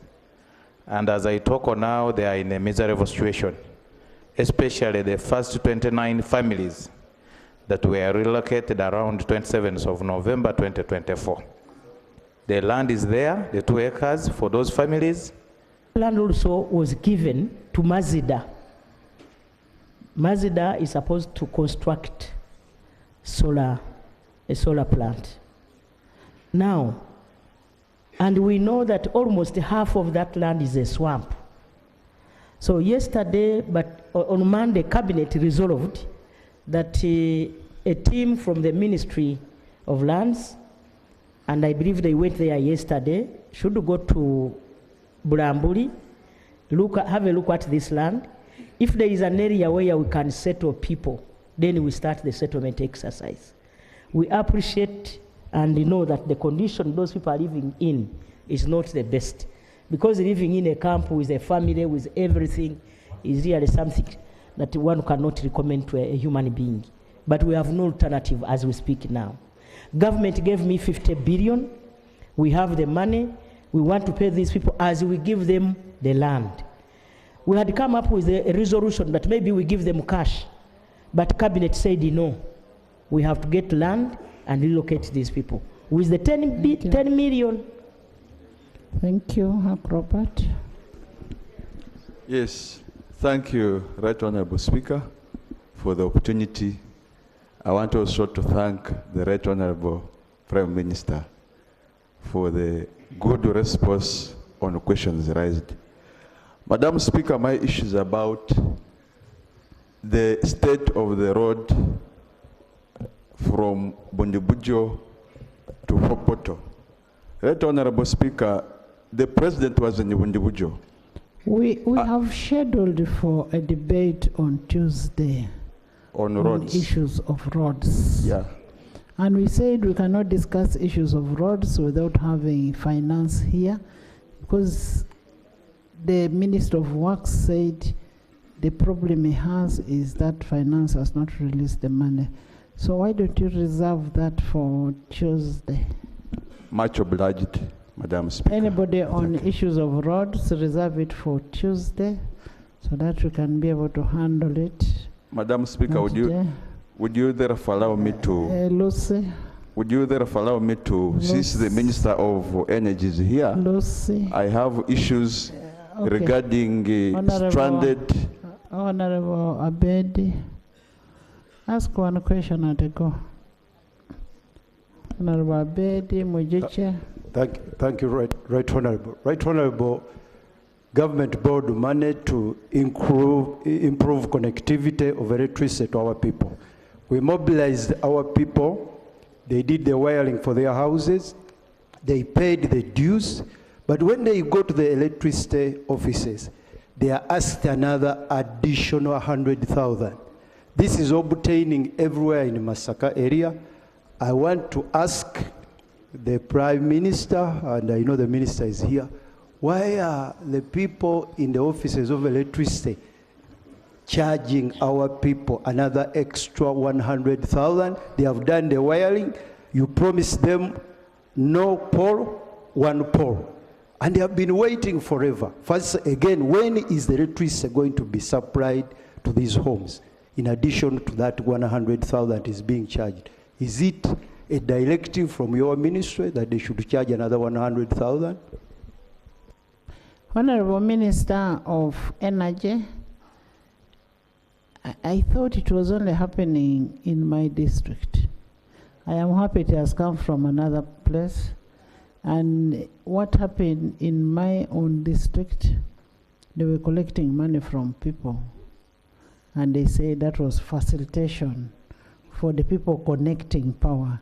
And when I reported it to the Mbale office, then they said later, no, it was a mistake.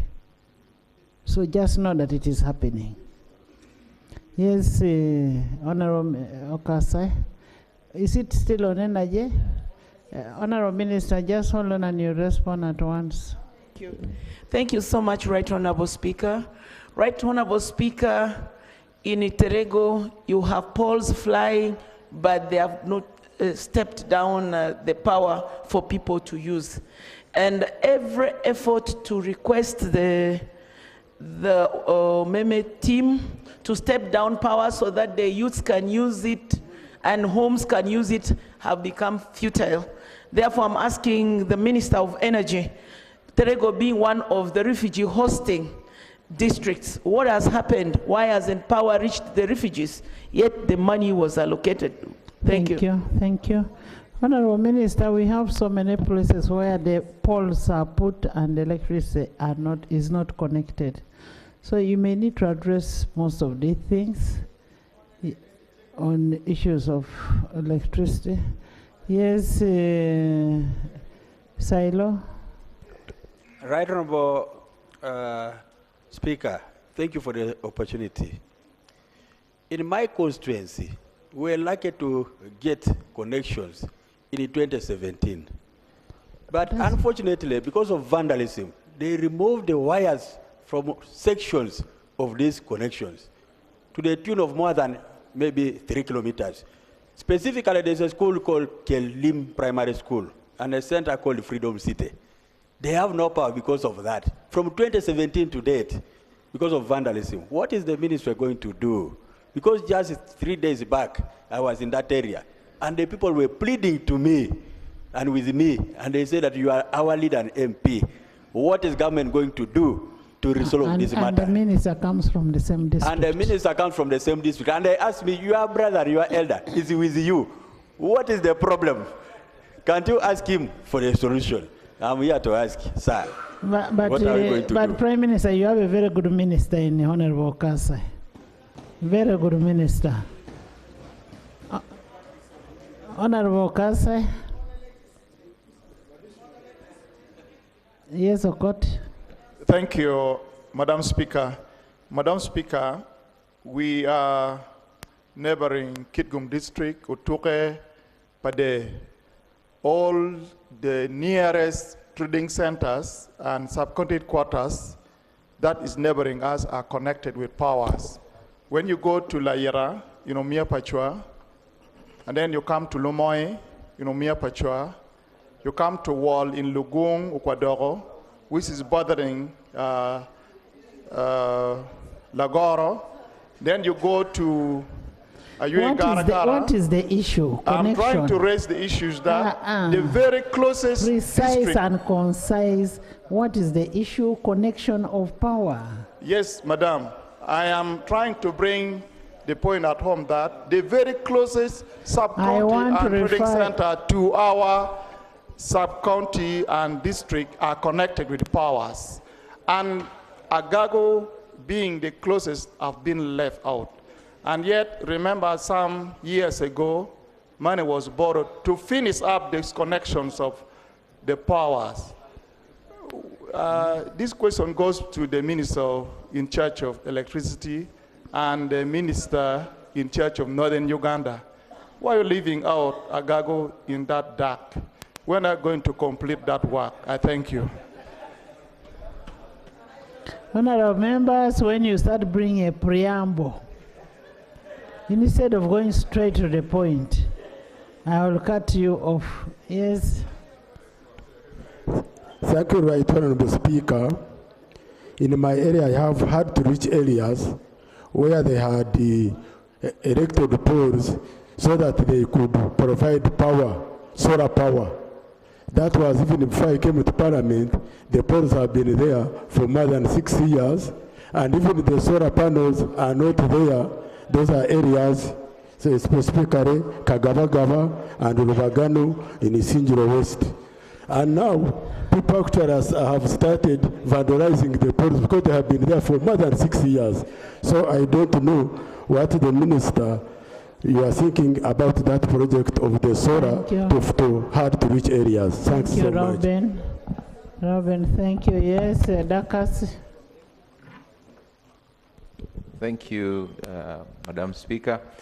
Mine also is about electricity in Kaberemaido town and generally Kaberemaido. Honorable Minister, you remember you promised to transfer us to a more reliable line. I'm just requesting that you do that, you expedite on that, because what we have now is not serving the purpose. Solomon, stop and we are losing one of our biggest investors who has equipment in Kobulubulu. Thank you. Because of power. Solo. Thank you very much, Honorable Speaker. In my area where I come from, Bukomansimbi, especially from the area where I was born, Kasewera Parish and other areas, we have never got any single pole to come in that area. All the time when NRM government has been in power. I want to ask you, Honorable Minister, you promised us when I came to your office. Actually, the problem is getting a leader like Solo who has failed to make sure that power is there. That is a problem. No, right, Honorable Speaker. Not NRM government. Right, Honorable Speaker, I came to your office and you wrote a letter assisting me to the Ministry of Energy. The Chief Whip also wrote the same letter to the Ministry to assist the people of Bukomansimbi. A leader like me, where we people of Bukomansimbi get such a leader. So I want the Minister to tell me, when are we getting? The people of Bukomansimbi should have a leader who will make sure that the services are delivered. Yes, Tom Bright. Tom Bright. Thank you, Right Honorable Speaker. Let's get people's questions. Right Honorable Speaker, the issue of power. In our area, Chegegwa Town Council, there is an area called Butera and Mohangi. The electricity is passing through the villages, but there's no transformers. People have been complaining, and they are trying to riot and cut down the trees, but we said, relax, the minister is going to work on you. When will you provide the transformers for our area so that people can light? Thank you. Thank you. Gulu.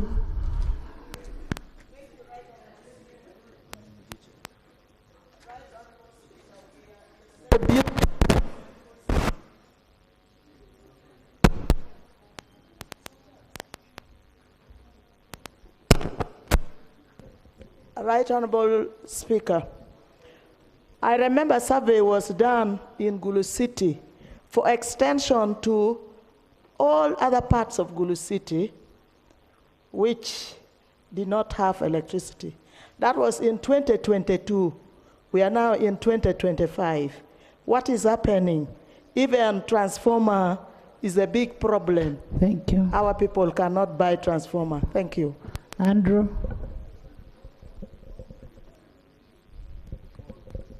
Thank you, Madam Speaker. I am happy to hear this.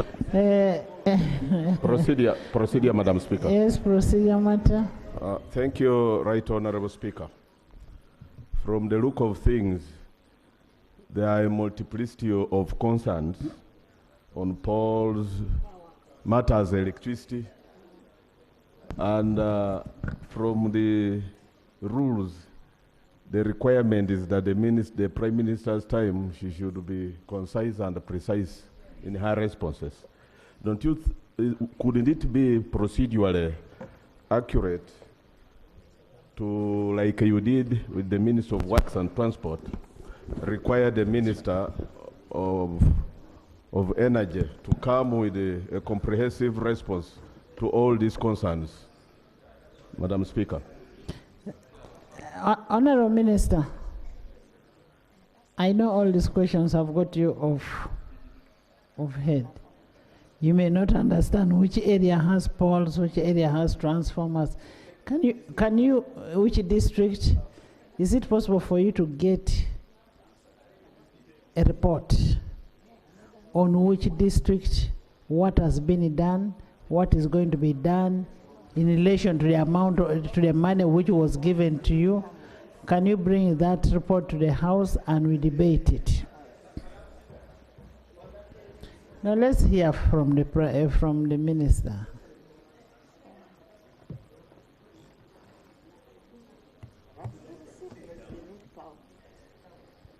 Right Honorable Speaker, I would wish to start from where you ended. This requires a comprehensive report, which will take us.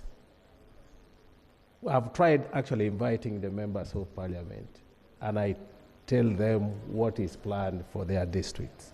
And we usually give what lines have been done in your district, what lines have been planned, and where we have surveyed but we don't have money. It would be very difficult to bring that huge report here. But I've always given members of parliament, when they come to office, a comprehensive submission for their districts, except for vandalism, because vandalism is unpredictable. And it is a crime, and we are fighting that vice of vandalism. But for cases which happened a long time ago, we have asked UEDCL to intervene in those areas. For example, Kelim can be covered under UEDCL because we got some little money during the time of Umeme buyout, where we can rectify some of those critical areas, especially where there are transformers.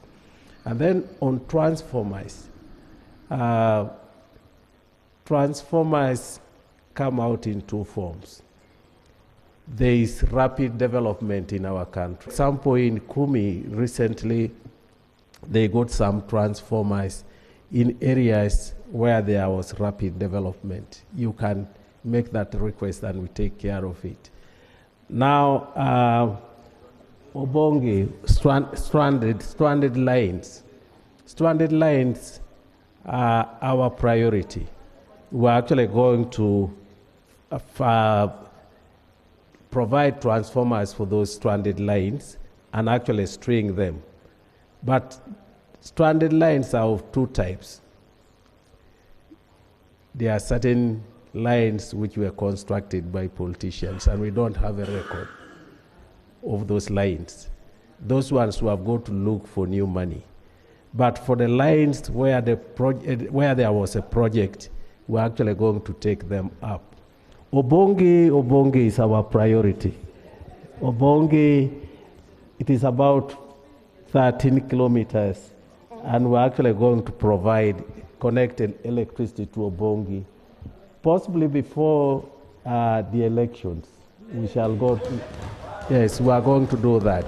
Because the president was recently there and he gave a directive, we have got to deliver power to Obongi.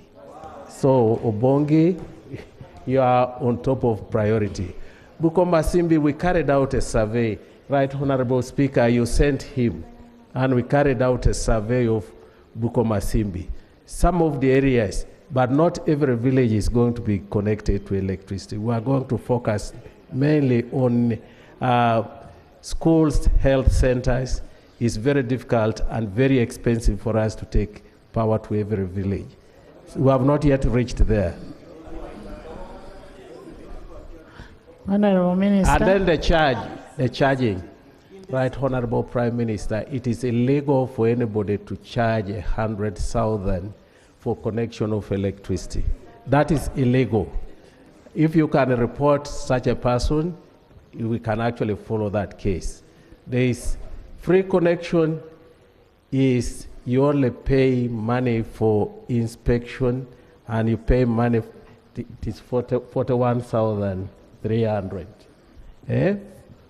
which will enable us even to track where has been surveyed and the house where it is, and we shall connect you once you have paid 41,300 shillings. There is no further charge. So, Right Honorable Speaker, I'm your neighbor.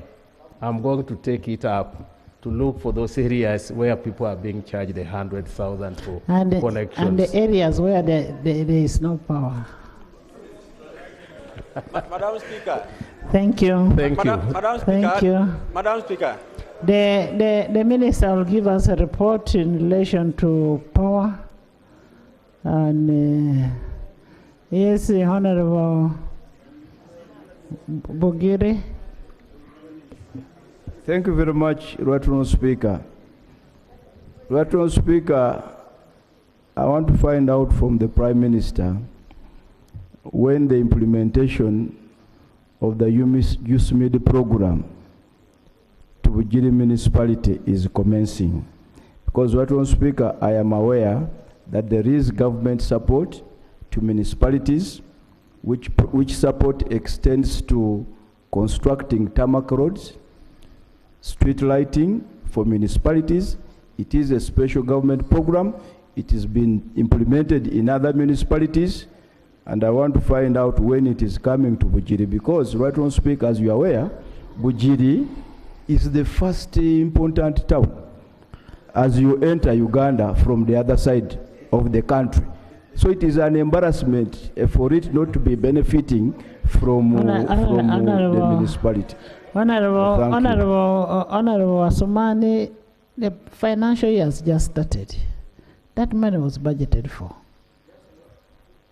Right Honorable Speaker, thank you. That's why I'm asking, when is the implementation commencing? And that's the commitment. Because, Right Honorable Speaker, each financial I raise this matter, and my judge should come on the floor and face the people of Bugiri. Judge, you come on the floor and face the people of Bugiri.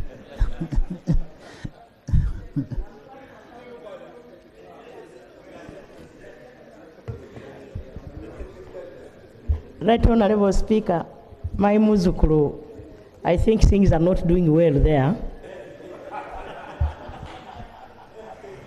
We are going to implement the USMID project as when we are ready. Yes. Thank you, Right Honourable. Right Honourable Speaker. Yes, Morris. Right Honourable Speaker, we had the vaccines. I will just have to investigate using the relevant offices, the Ministry of Agriculture, Animal Industry and Fisheries, to find out why they have not come to Cavali. Because otherwise, nowadays talking about that is really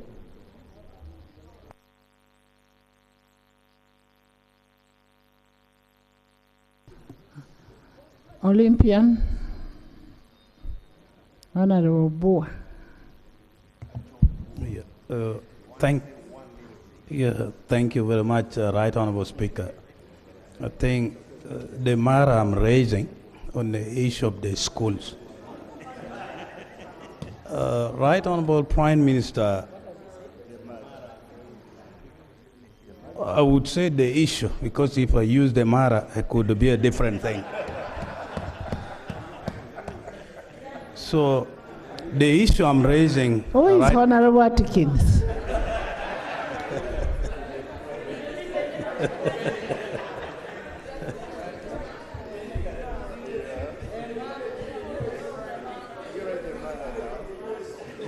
Yeah, so, Right Honourable Prime Minister, we are aware in this country, there are parts of the country, like northern or eastern, you know, there are parishes where there are no primary schools, whereby the community, there are those one who are willing to construct the school, but they lack some of the material. Can we identify those community or parishes? For example, I have Ajur in Ogwete, in Otuke, or Gorojang, where these parishes are really too big, with highly populated.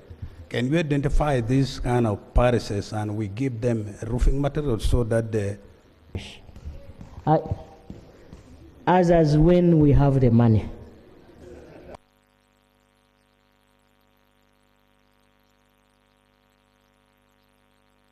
Honorable Call.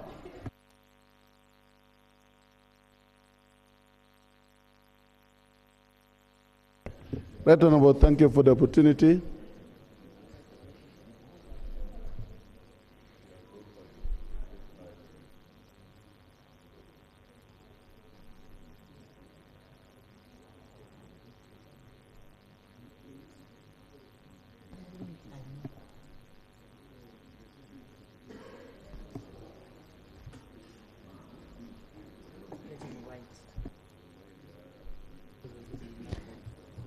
Yes, Honorable Call. Right, Honourable, thank you. Honorable Bua, still what I told you to do still stands. Kindly put it down in writing and give it to the Prime Minister. You can give us a copy. Yes. Right, Honourable Speaker, the issue I'm raising is about NOSAF 4.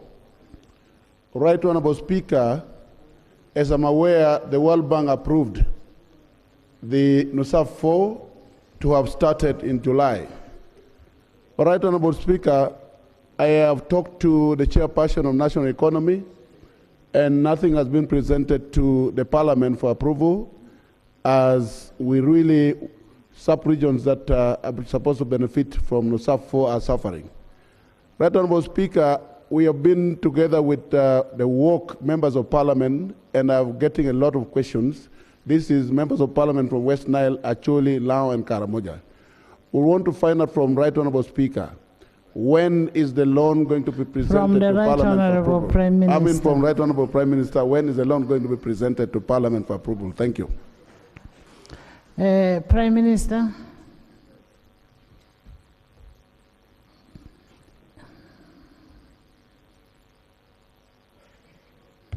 Right Honourable Speaker and honourable members, I chair the committee that approves loans for government. We are done with all the processes. The paper is ready for cabinet consideration, and then we shall bring it on the floor of Parliament. Thank you. Eric, Francis, Michael, Emmanuel.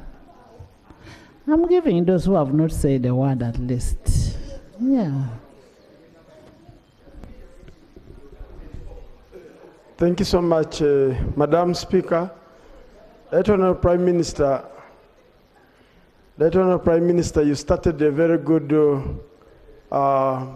campaign in making sure that people receive their land through systematic land demarcation. And this has been moving, especially in the lost counties of Bunyoro.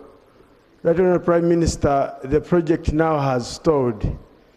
And the people of Chitemba and the Buyaga East constituency, they're asking me how far, what is going on. Right Honorable Prime Minister. Thank you.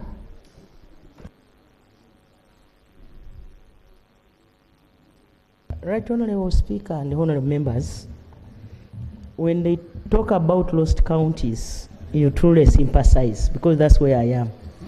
As I speak, I also don't own a land title. Colleagues, we have absentee landlords. Government offered to pay for these land titles. But some of these people died long ago and we don't know where the land titles are. So that's a challenge. But when we get a land title from the absentee landlords, the Ministry of Lands through the Uganda Land Commission have been paying for these land titles, and then we do systematic land demarcation and give those land titles to the owners, the actual sitting tenants. It is quite a complex matter. It's not that government has failed to do it, it's only that identifying people with these land titles has become a little difficult. Thank you so much. Thank you. Francis. Thank you very much, Right Honourable Speaker. Right Honourable Speaker, government authorized nursery bed operators and farmers to supply tea seedlings to farmers in Buhweju.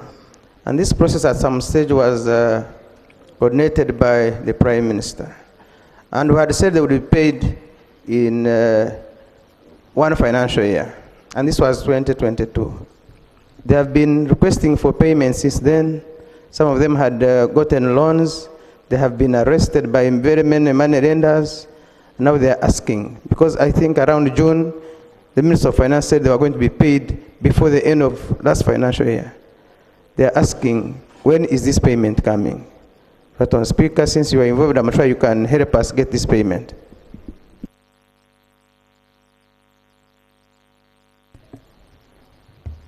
Right Honorable Speaker and members, I want you to remember that that was during the financial year of 2023-2024, and the government promised to pay in 2025, 2026, 2024, 2025, 2025, 2026.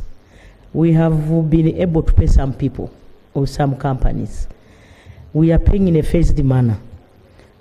Let them be patient, they will be paid. Government tenyaga. Elijah. Elijah.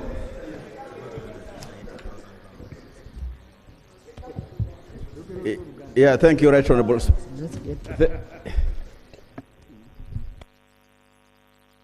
Thank you, Right Honourable Speaker. Right Honourable Speaker, last week, while interacting with the Soroti University and Soroti Referral Hospital, it was brought to our attention that despite Soroti District and the university offering 50 acres for a teaching hospital, their proposals to move a teaching hospital 30, 40 kilometers away from the university. Right Honourable Prime Minister, please can you reign over this?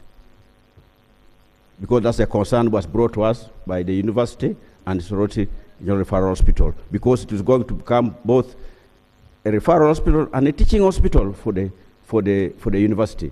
So why would someone moot an idea of moving it out of the university and Soroti Referral Hospital? Prime Minister. Right Honorable Speaker and honorable members, I have some scant information over the same.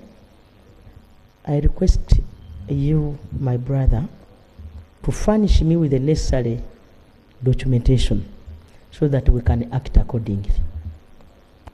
Thank you. Emmanuel Komol. Thank you, Right Honorable Speaker. Midi. Yes, for record purposes, Komol Joseph Midi is my name. Midi. I rise on the matter of food shortage in Kabong district. In my constituency, Right Honorable Speaker, a lot of land was not opened and no harvest has been realized up to now. As a result, for the 1 month I've been in the constituency, I have made a lot of contributions to burials and over 10 people have died. By yesterday, 3 people had died in 3 sub-counties. Right Honorable Speaker, the people do not have an alternative. The alternative would have been selling a goat, selling a cow to buy food that comes from Bale.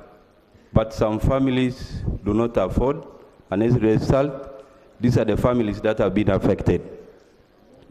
A kilo maize, traders from Bale come with lorries of food. A can of maize that contains 3 kilos is sold at 7,000, and people line up. If you came to my constituency, the way I saw. People line up, and the whole lorry is finished. Those who don't have are the ones that have been victims of death. Right Honorable Speaker, my question is to the Prime Minister. What is going to happen to such a situation? Because people are nearly dying every day. Thank you very much. There is a disaster in Kabong. Right Honorable Speaker and members, through the Ministry of Karamoja, and the Minister is here, Kabongo is in Karamoja, we usually support them with food. It's not new. We shall just go. Let me ask him tomorrow, very early in the morning, to go to the ministry concerned, that's the Ministry of Karamoja, and then we see how to start supplying food to Kabong. Thank you. It may not be Kabong alone. If you can look at Honorable Minister of Karamoja, if you can look at all the other districts, please look at it. Yes.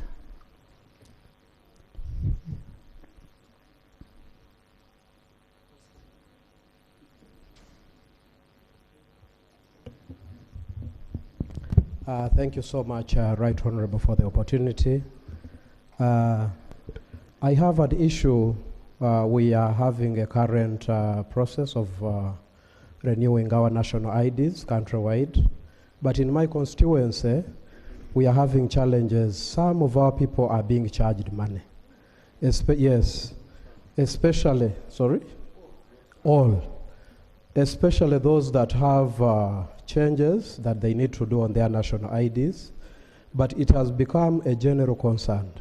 So, Right Honorable Speaker and Right Honorable Minister, I would like to have clarification on this. How much are they charging them? Between 20 to 50,000. For a new identity card? Not only new, even those who are renewing, Right Honorable. Yes, Right Honorable. Thank you so much for this. And even those who have already renewed, how long does it take for one to get the ID? Right Honorable Speaker and honorable members, I received a similar complaint with my constituents. And then what we did, we laid a trap using the police and arrested a few. So in my district, that has died a natural death. They were not giving our people the forms. They would tell them the forms are all over, but we need money to go and photocopy. 10,000, 20,000, depending. And when they would identify that these people look like a bavandimwe, then they say, for you are not supposed to get, but we are helping you, 100,000. And so we only need to be vigilant as leaders, but also I will request that the Minister of ICT and National Guidance will give the country, because I can see it is almost everywhere. Yes. He will give a statement to the country and guide so that the country is helped. Yes. Yes.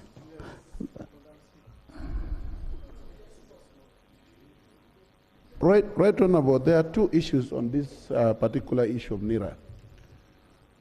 Because the charges we are talking about is when you have lost your identity card. And that is when you are supposed to pay 50,000. And then in a situation where you are replacing, there is no payment. Now the question at hand is, people cannot afford to pay the 50,000, and many people are failing to replace their national ID.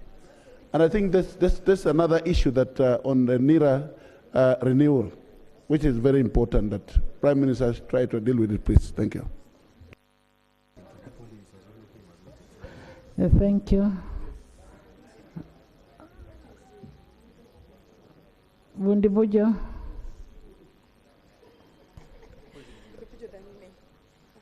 Thank you so much, Right Honorable. Right Honorable Prime Minister, Nyauka Market was going to be constructed under project of MATIP 3. The feasibility study was done, the architectural designs were done, and the ministry officials came on ground. Almost everything on paper and all the studies were done. But we are wondering why the project is not commencing, and we are all waiting.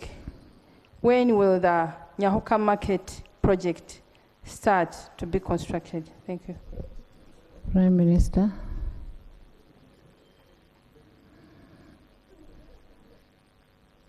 Right Honorable Speaker and members, I request the member to put it in writing so that I can direct it to the responsible minister.